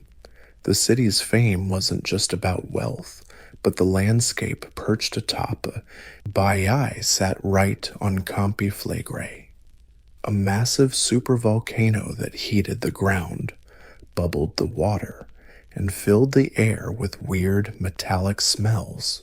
The Romans called this place the home of the gods. Here, the earth seemed alive, moving and breathing out sulfur while whispering secrets through the steam. Roman engineers and artists built vaulted pavilions, lavish baths, and palaces that could rival anything in Rome itself. Nero had a villa here. Julius Caesar and later Hadrian did too. This wasn't just a vacation spot. It was a stage for politics, parties, and decadence. Rumor has it, what happened in Baiae stayed in Baiae. The city became so synonymous with excess that poets and moralists openly roasted it. Young Seneca called it a whirlwind of luxury, but Baiae's geological beauty was also its curse. Over time, volcanic activity that heated the baths and added mystique started changing the land below, a process called bradyseism, where the earth rises and falls thanks to shifting volcanic gases slowly sank large parts of the city. By the end of the Roman era, the sea had crept in. Temples, gardens, and mosaic floors now lie beneath shimmering shallow waters, creating a surreal underwater museum. Today, divers swim past marble columns and forgotten sculptures. What was once a playground for fleshly pleasures is eerily silent, preserved by the sea like a sleeping ghost of an empire. And right here, amid sunken ruins and steaming schools of fish, lies a structure hidden for centuries, a timeless chamber, etched into legend and rumored to be the gateway to the underworld. Baiae's tomb was lost for nearly 2,000 years, buried under volcanic soil, wrapped in myth, and eventually forgotten until the mid-20th century, when a quiet but extraordinary discovery was made not by a famous archaeologist or flashy treasure hunter, but by a British amateur explorer and civil engineer named Robert Paget. In the 1960s, Paget and his colleague Keith Jones, along with a small team of volunteers, began excavating a mysterious site near Baiae's ancient baths, using ancient texts, geological surveys, and a hunch that there was more beneath the surface than anyone realized. They uncovered a narrow stone passage leading deep down the hillside.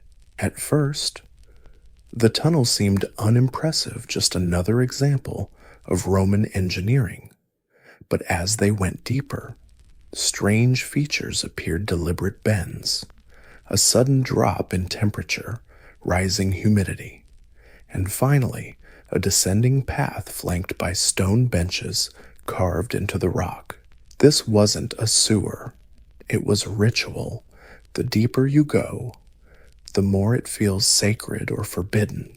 Their excavation revealed a carefully designed descent ending in a partially flooded chamber, mysterious spot near Byre's ancient baths, based on old texts, geological surveys, and a gut feeling that there was more below the surface than anyone guessed.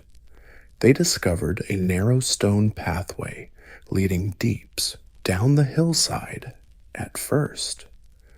The tunnel looked like any other example of Roman engineering. But as they ventured further, odd details emerged, sharp turns carved with intention, a sudden drop in temperature, soaring humidity, and finally, a sloping passage flanked by stone benches carved into the rock. This wasn't a water conduit. It was ritual. The deeper they went, the more it felt like something sacred or forbidden. Their excavation revealed a carefully designed descent, ending in a room partially flooded. Sulfur steam rose from a black pool. The air was thick, visibility was low, and in the darkness, you couldn't help but wonder if that ancient stone still remembered anything. Pedate was convinced they'd found the legendary antrum, the sacred cave described by ancient Roman writers. People believed it was the domain of Cumaean Sibyl, the priestess prophetess of Apollo, not your typical tomb, but more like a gateway, a passage built straight down to the underworld, where prophecies, initiation rites, and even summoning ceremonies went down. This layout strangely matches classical accounts. Virgil, in his Aeneid, wrote about Aeneas descending to the underworld near Lake Avernus, just a few miles from Baiae. The Sibyl's voice guided him through a suffocating cave full of shadows and smoke. Now Pedate and his team seemed to be walking the same path, even though his findings were mostly ignored by the mainstream scholars of the time. The oracle's tomb at Baiae remains one of the most haunting archaeological discoveries of the 20th century, not because of what it proved, but because of what it hinted at, that myths might occasionally leave behind actual, physical clues. To truly grasp the mystery of this divine tomb, you have to dive back into Roman mythology, into stories whispered by poets, recorded by scribes, and passed down by terrified pilgrims. In this shadowy, God-filled world, one character stands above all others, connected to the underworld Cumaean Sibyl. Legend says she was a priestess of Apollo living near Lake Avernus, a volcanic crater lake just a stone's throw from Baiae. The Romans believed this lake was the entrance to the underworld, the land of the dead. Smoke constantly billowed from the earth along its shores, and they said birds often plummeted dead from the sky when flying over its cursed surface. Perfect setting for a prophetess claiming to speak for the gods and souls on the other side. Her prophecies were often cryptic and terrifying. People said she went into trance-like states, intoxicated by volcanic fumes, her voice echoing through a sacred tunnel, a cavern descending underground. For centuries, scholars speculated where this legendary prophetess's lair might have been. Pedate's discovery at Baiae offered a convincing answer. The structure he found matched descriptions in classical texts. Virgil wrote in the Aeneid about a dark, hot corridor breathing with earth's breath, where the hero Aeneas was led by the Sibyl to commune with the dead. Described a stifling silence, broken only by invisible dripping water and a terrifying stillness surrounding the entrance to the underworld. Baiai's tomb fits this image, not just structurally, but atmospherically. Those who stepped into this narrow passage spoke of oppressive heat, the smell of sulfur chemicals, and disorienting darkness. At the tunnel's end, a water-filled chamber reflected every bit of light like obsidian glass. Sounds were muffled, giving the space a tomb-like silence. Was this the room where the Sibyl delivered her prophecies, or just a later Roman attempt to recreate a legendary site? Either way, it was chillingly effective. It made the metaphysical real. It gave shape to fear, space to the sacred, a physical descent mirroring a spiritual one into the unconscious, into death, into prophecy. The oracle's tomb wasn't just an underworld entrance. It felt like one. Baiai's oracle tomb wasn't a random build. It was a carefully engineered experience. Every curve, slope, and chamber inside those volcanic walls seemed designed to guide not just the body, but the soul through transformation. Walking through it in ancient times wasn't just casual curiosity. It was ritual, a beginning, a mysterious descent ruled by fire, steam, and water, the elemental forces of the Roman underworld.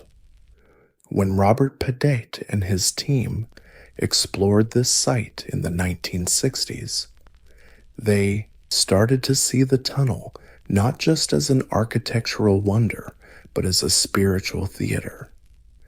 The path began gently, then water, the elemental forces of the Roman underworld. When Robert Paget and his team explored the site in the 1960s, they began to see the tunnel not just as an architectural marvel, but as a spiritual theater. The path started gentle, then twisted and narrowed, leading down into heat and darkness. The carved benches suggested pilgrims might have paused here to meditate or pray. The deeper you went, the more the environment changed. Volcano heat rose, walls got slippery from condensation, and the air thickened with sulfur's heavy scent, the breath of the mystical world. The journey ended with one last steep drop. A hidden staircase led into a partially flooded chamber, hot water. The room itself was quiet, sealed off, and downright surreal. A pool reflected light, like ink. Back in the day, torchlight would dance on the ceiling, illuminating the steam rising from the surface. The effect was supernatural, like standing between two worlds, drowning in both the physical and the metaphysical. Pedate suggested this pool might symbolize the rivers or rods in Roman and Greek myths that separate the living from the dead. The ritual journey through the tunnel mimicked that descent, moving from light to darkness, from life to the doorstep of death. Those who entered might have been seeking prophecy, forgiveness, or a chat with their ancestors' ghosts. And then they'd slowly make their way back, retracing their steps, emerging once again into daylight. But they wouldn't come back unchanged. That experience would linger like smoke. They'd touch the edge of something vast and unknowable, whether they heard the Sibyl's voice or not. They stepped into a world few dare approach. This wasn't tourism. This was a pilgrimage, and the forces that shaped the oracle's tomb fire, earth, and water also reshaped those who walked its path. Bayer's oracle tomb isn't huge, but it hides deep architectural genius. At first glance, it looks like a simple volcanic passage, but each layer is an iconic architectural masterpiece, designed not for the living world, but for an experience of death and return. The path is about 400 feet long, but its psychological depth far exceeds its physical size. Robert Pedate and his team were the first to spot that the tunnel was built with a specific purpose, wasn't random or purely practical. The angles, rooms, and directions hint at an initiation ritual, not a public bath or tomb. Its shape mimics mythology.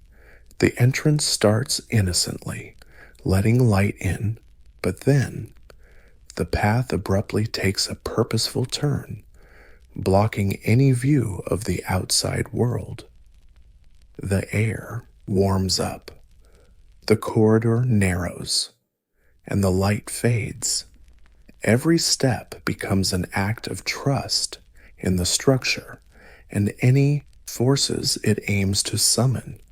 Around halfway down, the tunnel meets a vertical shaft, likely designed to channel hot gases from underground vents. Pedate believes this isn't a coincidence.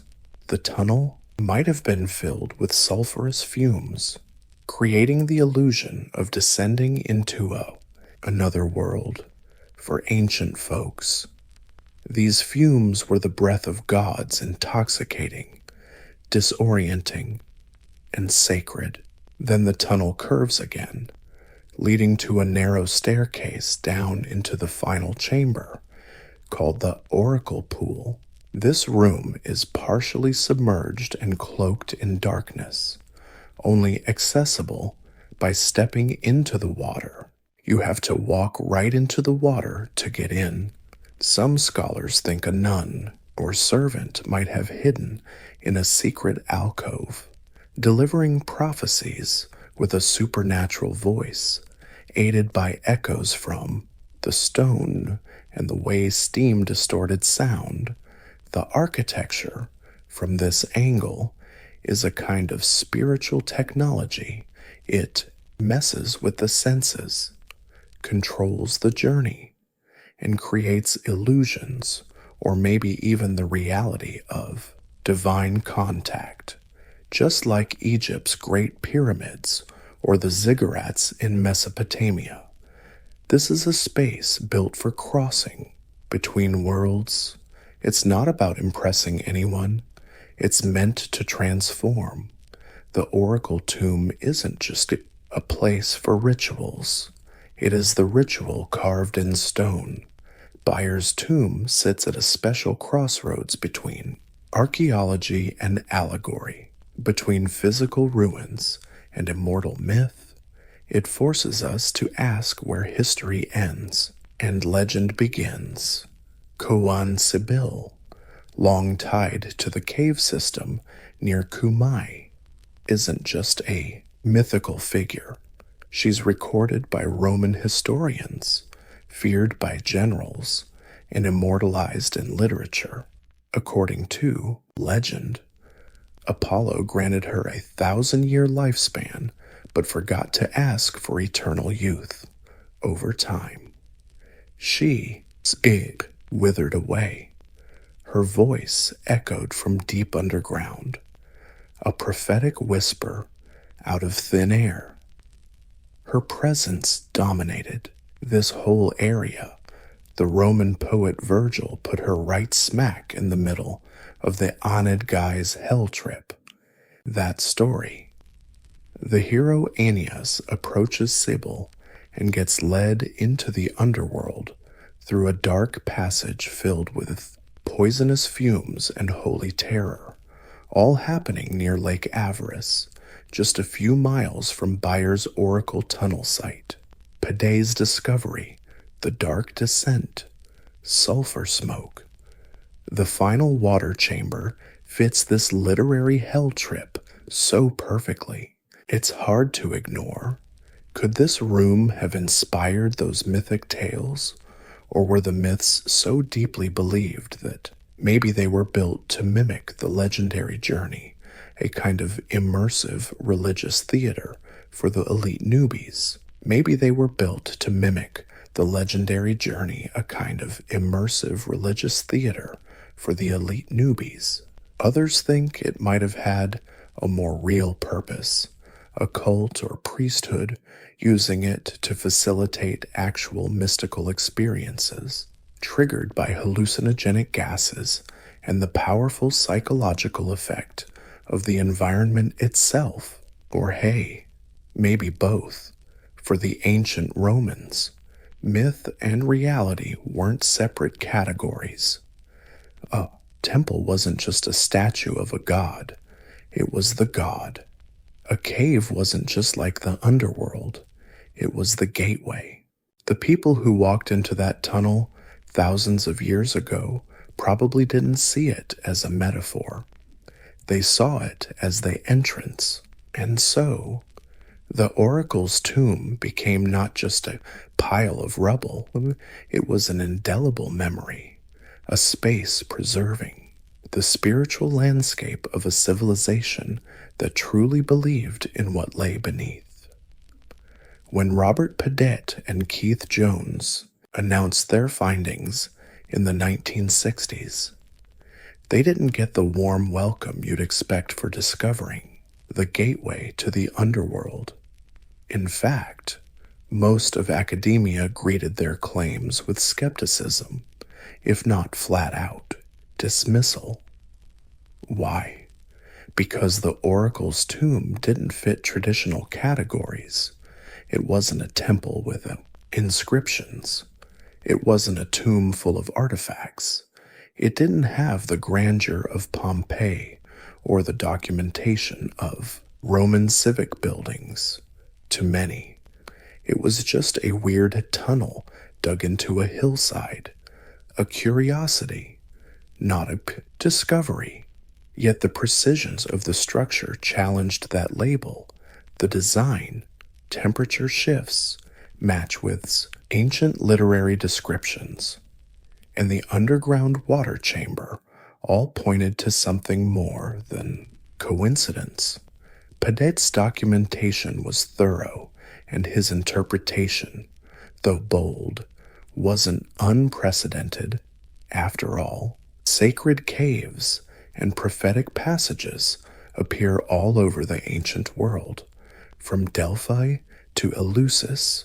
Recently, a new generation of researchers returned to Bayer with fresh eyes and fancy tech ground-penetrating radar. Underwater archaeology and 3D mapping began unveiling secrets buried deep beneath the city, including hot baths, gardens, and mosaic paintings still intact under the sea waves. The oracle's tomb, once mocked, is now being reconsidered not as fiction, but as a functional space in a culture living in legend. Even skeptics have to admit it's deliberate, changing the environment temperature, darkness, sounds, steam was all on purpose. Whether built to actually descend into hell or just simulate it, it doesn't really matter now. It worked. Visitors felt different after the trip. The tunnel shaped their senses, messed with their orientation, and altered their state of mind, whether through ritual, myth, or gas-induced trance. It brought them to the edge of something they couldn't name, then led them back. In this way, the oracle's tomb reflects every great spiritual experience. It doesn't give answers. It asks a question, carved in stone and silence. Did myth become reality? Or did reality get shaped by Myth Bayer's oracle chamber? Hasn't spoken for millennia, but even in silence, it dares us to listen differently, look deeper, and ever wonder if the ancient world knew something we've somehow forgotten nowadays. Bayer's Oracle Tomb is mostly ignored by tourists, overshadowed by the flashier ruins of Pompeii and Herculaneum. The entrance, pretty modest. No statues or triumphal arches, just a tunnel disappearing into the hillside like a well-kept secret. Quiet, damp, waiting. But everyone who steps inside says they feel the same thing. The air tightens slightly. Silence wraps around your senses like a shroud. Time has worn down the stone, but the mystery still going strong. What makes this place so captivating isn't just the structure or the setting. It's the feeling it stirs that we aren't just looking at history, but peeking into something way older than history. The door to the ancient world's psyche. The Romans, with all their roads and legions, were still scared of what lay beneath their feet. They built temples over cave mouths and made offerings to the dead at the edge of volcano craters. They called the underworld entrance Mundus, and every August, they believed the souls of the departed roamed freely among the living. Bayeux, with its hot springs and sulfur stench, was the perfect geography for this. Not heaven, not hell, but the doorstep. The Oracle Tomb is one of the few places left where that belief is still tangible. Walking down this hallway means joining a line of seekers, pilgrims, emperors, and maybe a few lunatics, all coming not for treasure, but for truth, or at least a glimpse of it. What did they hear in that chamber? What did they ask of the spirits? And what price did they pay for those prophecies? We might never know. And maybe that's the point.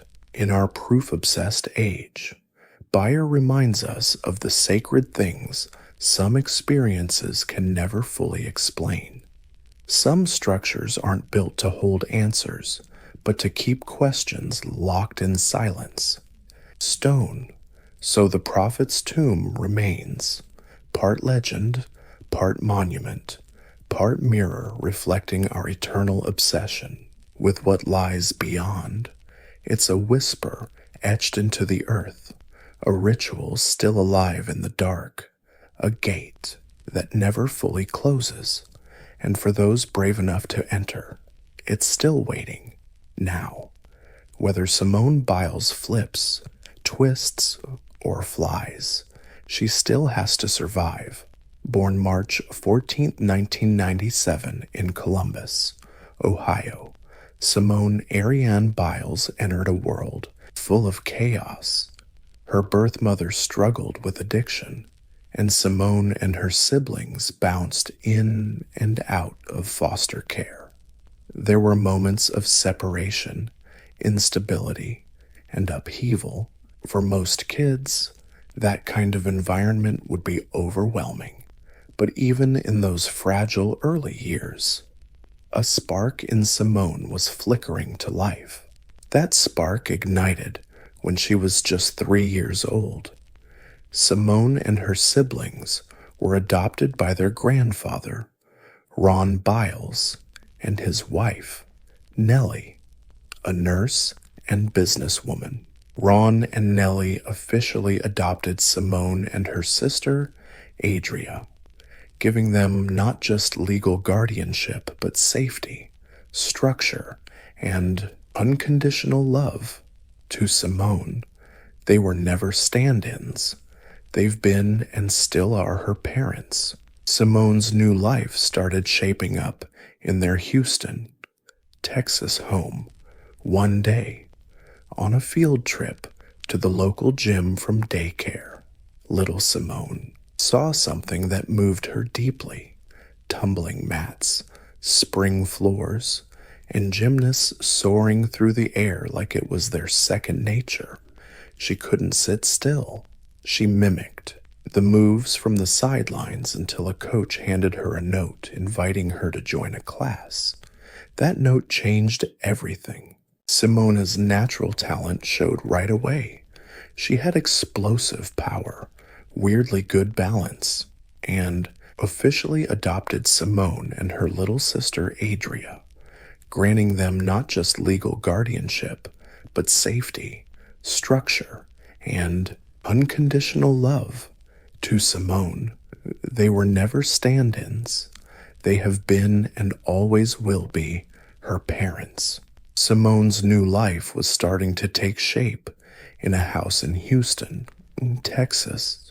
One day, during a field trip to the local gym at her daycare, little Simone saw something that hit her right in the feels. A tumble mat, a spring floor, and acrobats flying through the air like it was their second nature. She couldn't sit still.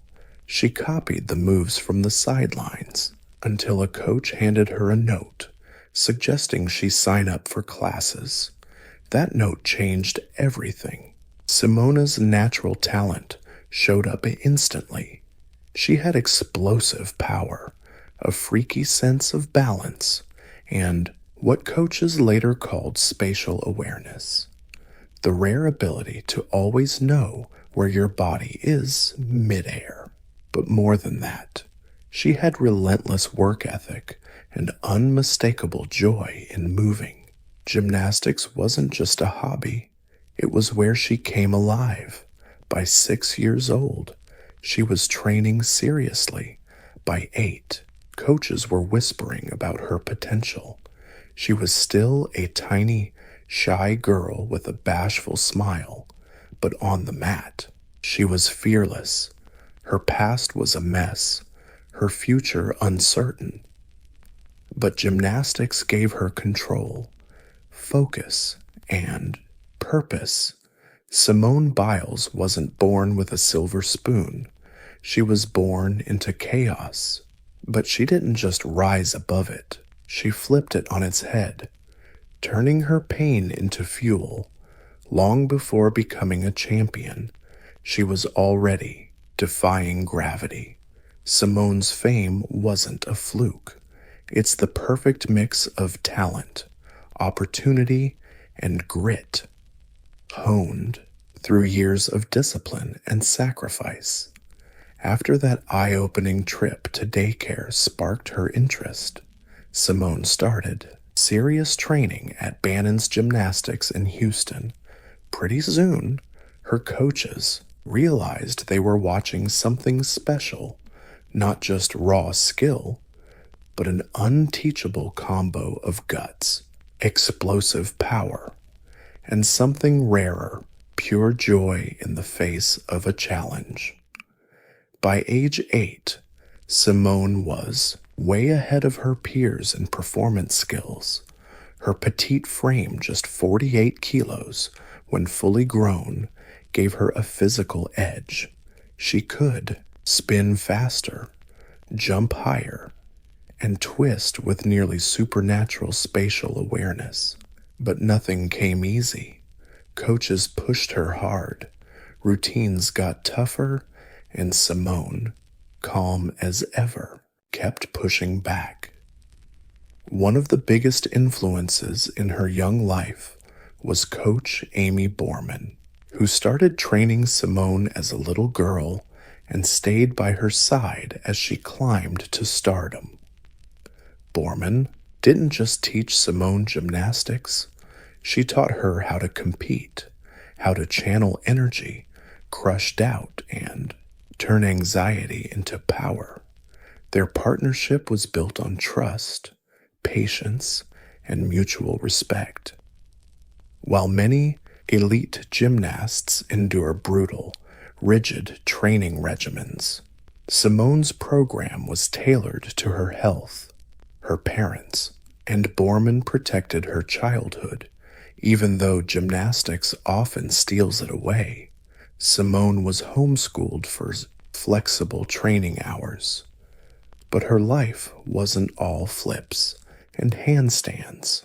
She loved pizza hanging out with her siblings, and tumbling around the backyard just for fun. Faith, family, and laughter kept her grounded. By 14, Simone was stealing the spotlight in teen competitions. Her routines were packed with difficulty and risks, moves most girls wouldn't dare try, let alone perfect.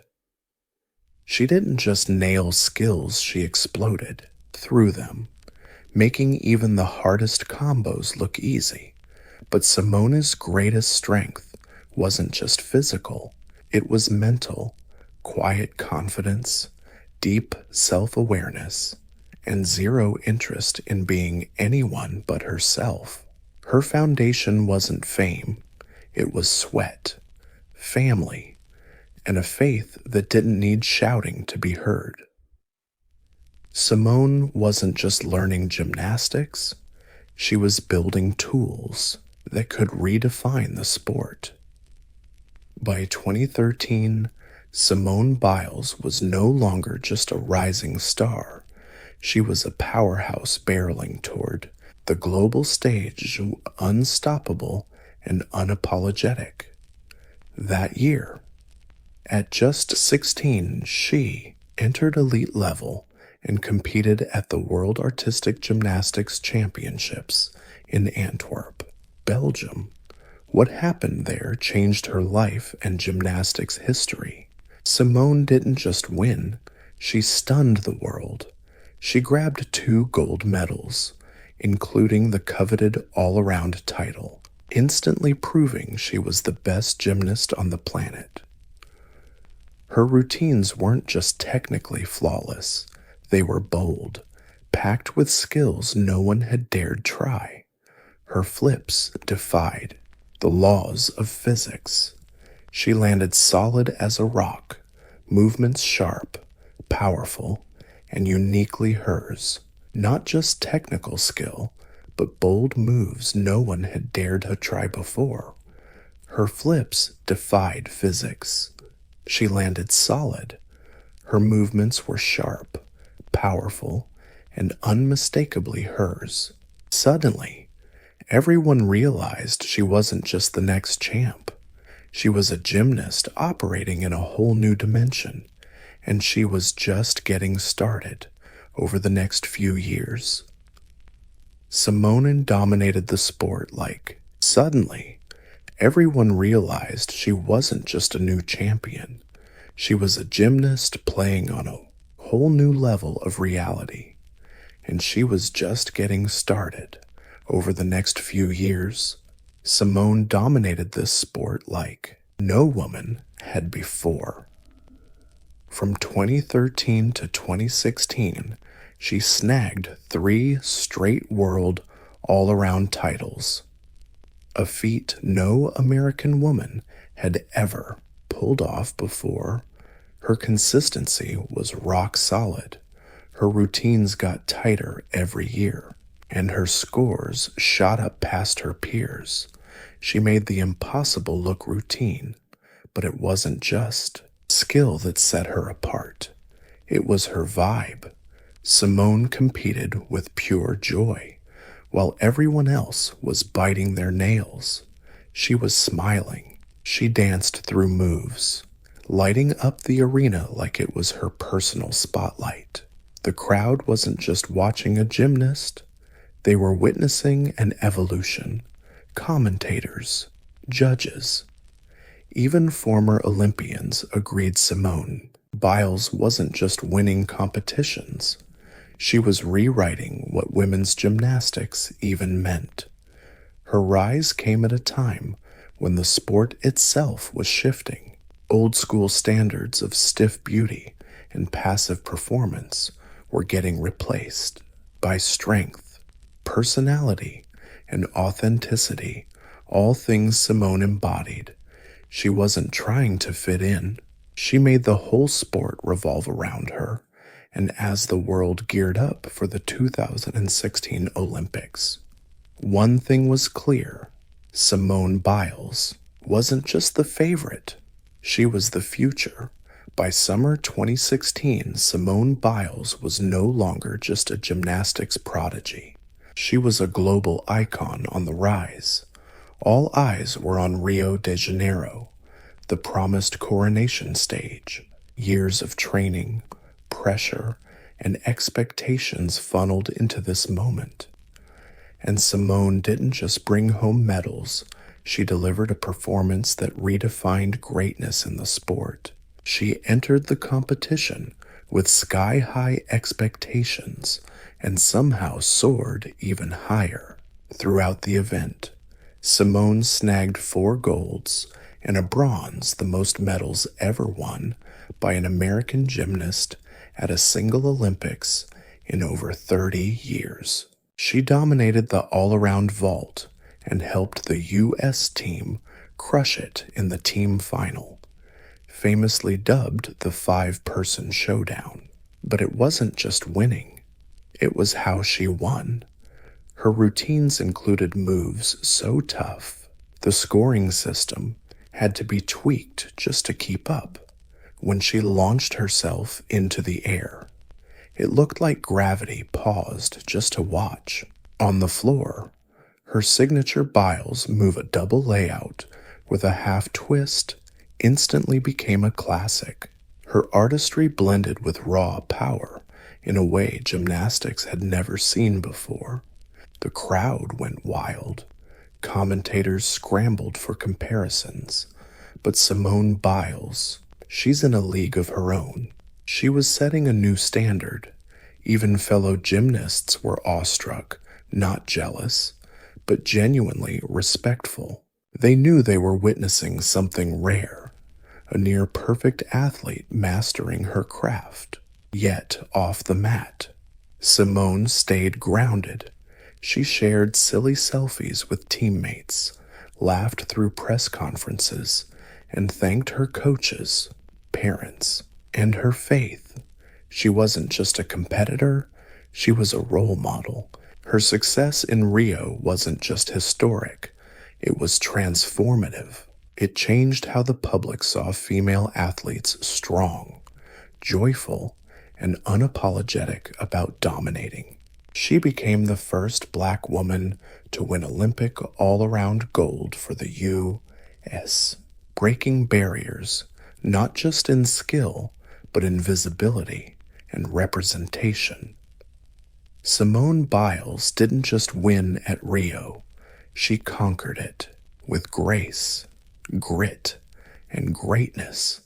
After Rio, Simone didn't just go home a champion, she came back as a global phenomenon, no longer just a name in gymnastics. She was a symbol of excellence and a cultural icon.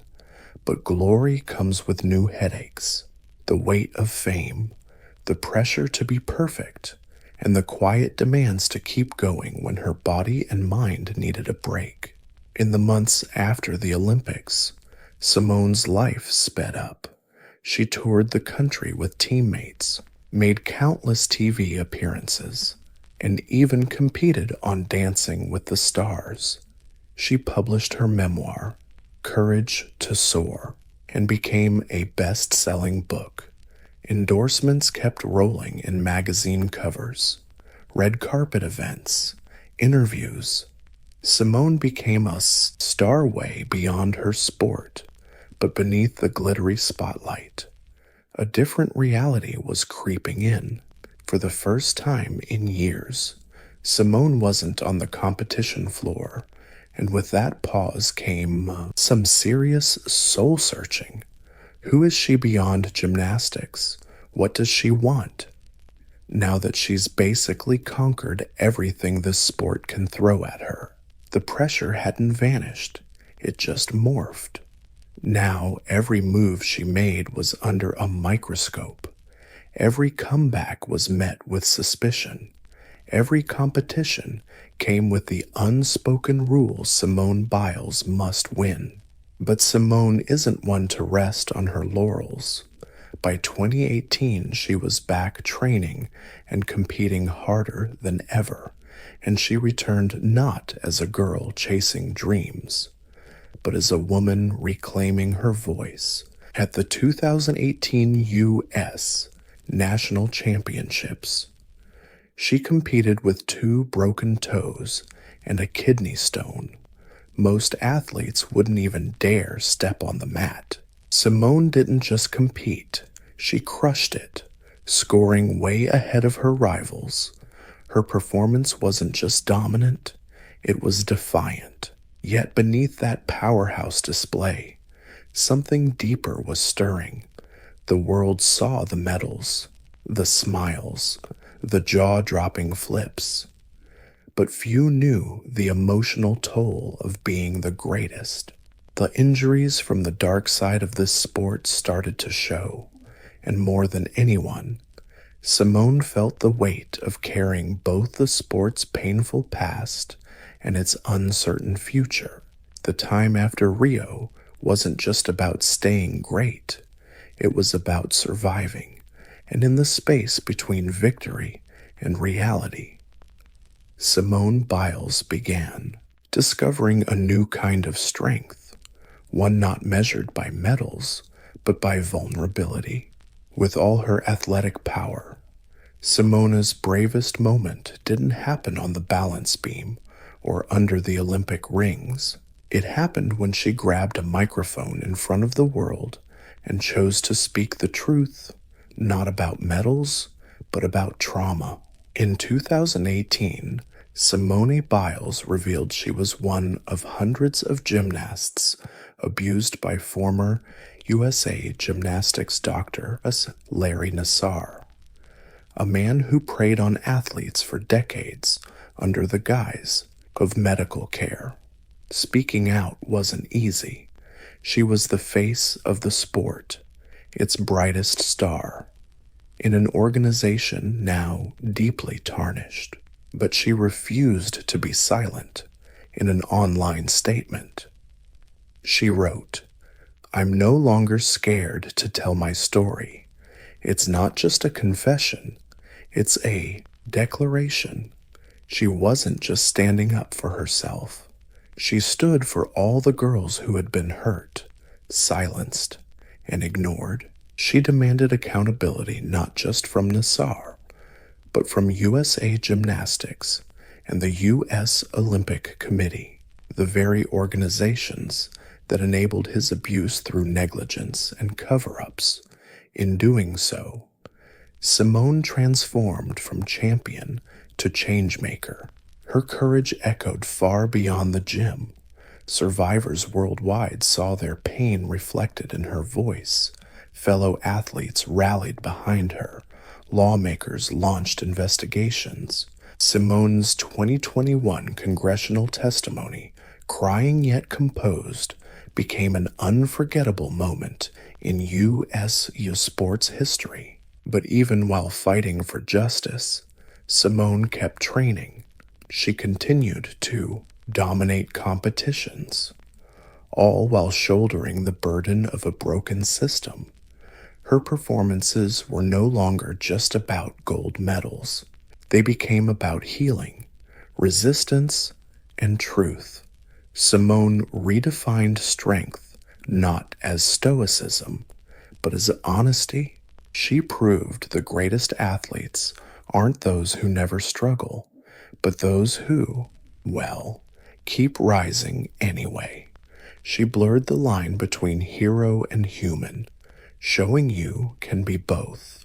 Reflected in her voice, fellow athletes stood behind her, lawmakers started digging in, and Simone's 2021 congressional testimony, crying while staying calm, became an unforgettable moment in U.S. sports history. But even while fighting for justice, Simone kept training. She continued to dominate competitions while carrying the weight of a broken system on her shoulders. Her performances were more than just gold. They became about healing, resistance, and truth. Simone redefined strength as not stoicism, but honesty.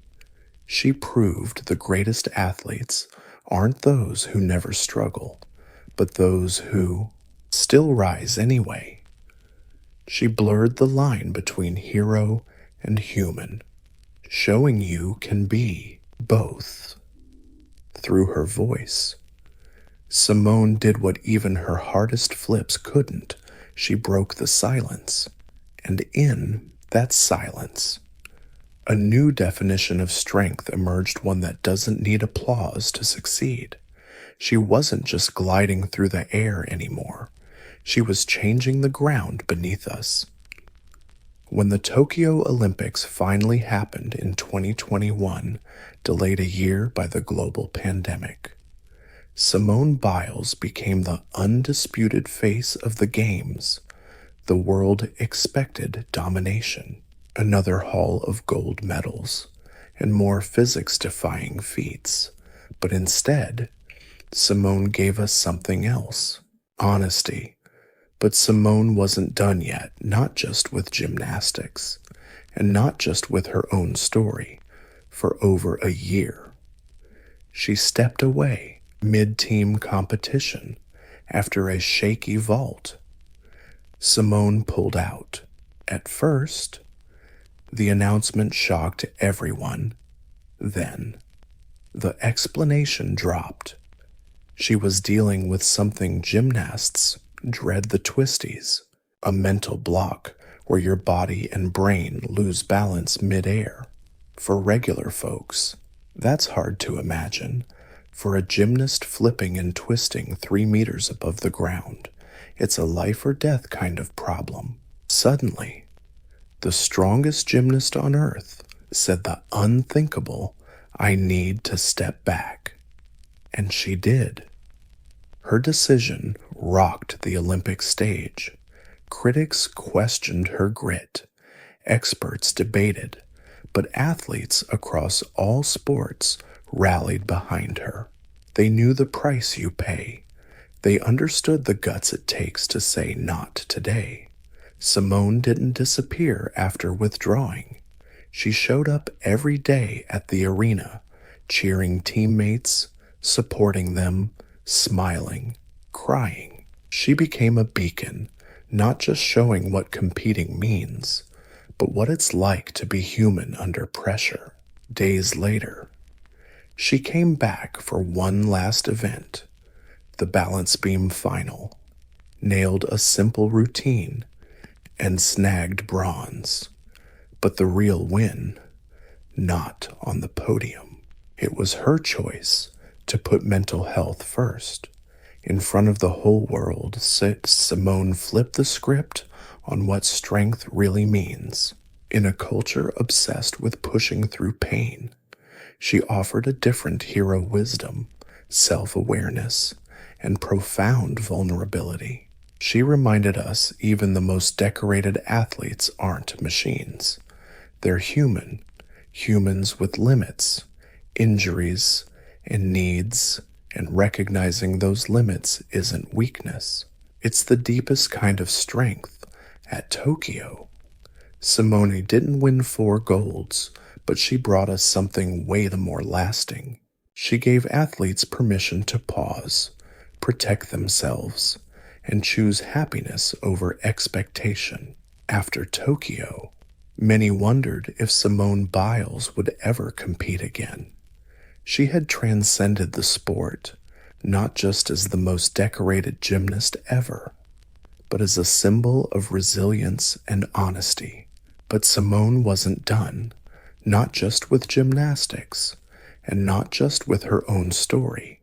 For over a year, she stepped away from the competitive world. She focused on healing mind, body, and spirit. She went to therapy. She spoke at mental health events. She inspired athletes across all sports to rethink what winning really means. And then, in 2023, quiet but powerful, she made her comeback. When Simone stepped into the arena at the U.S. Gymnastics Championships in August 2023, it felt less like a homecoming and more like a statement. She wasn't out to prove anything. She wasn't chasing medals. She was doing it her way, and she still dominated that competition. And later, at the 2023 U.S. Gymnastics Championships, Simone didn't just win. She stunned the world again with her physical progress. She debuted new routines. She performed the Yanko double pike vault, a move so tough and dangerous, most guys wouldn't even dare. Once again, a skill named after her. Once again, Simone pushed the limits of what the human body can do. But this Simone different. More laughs, more calm, more choices.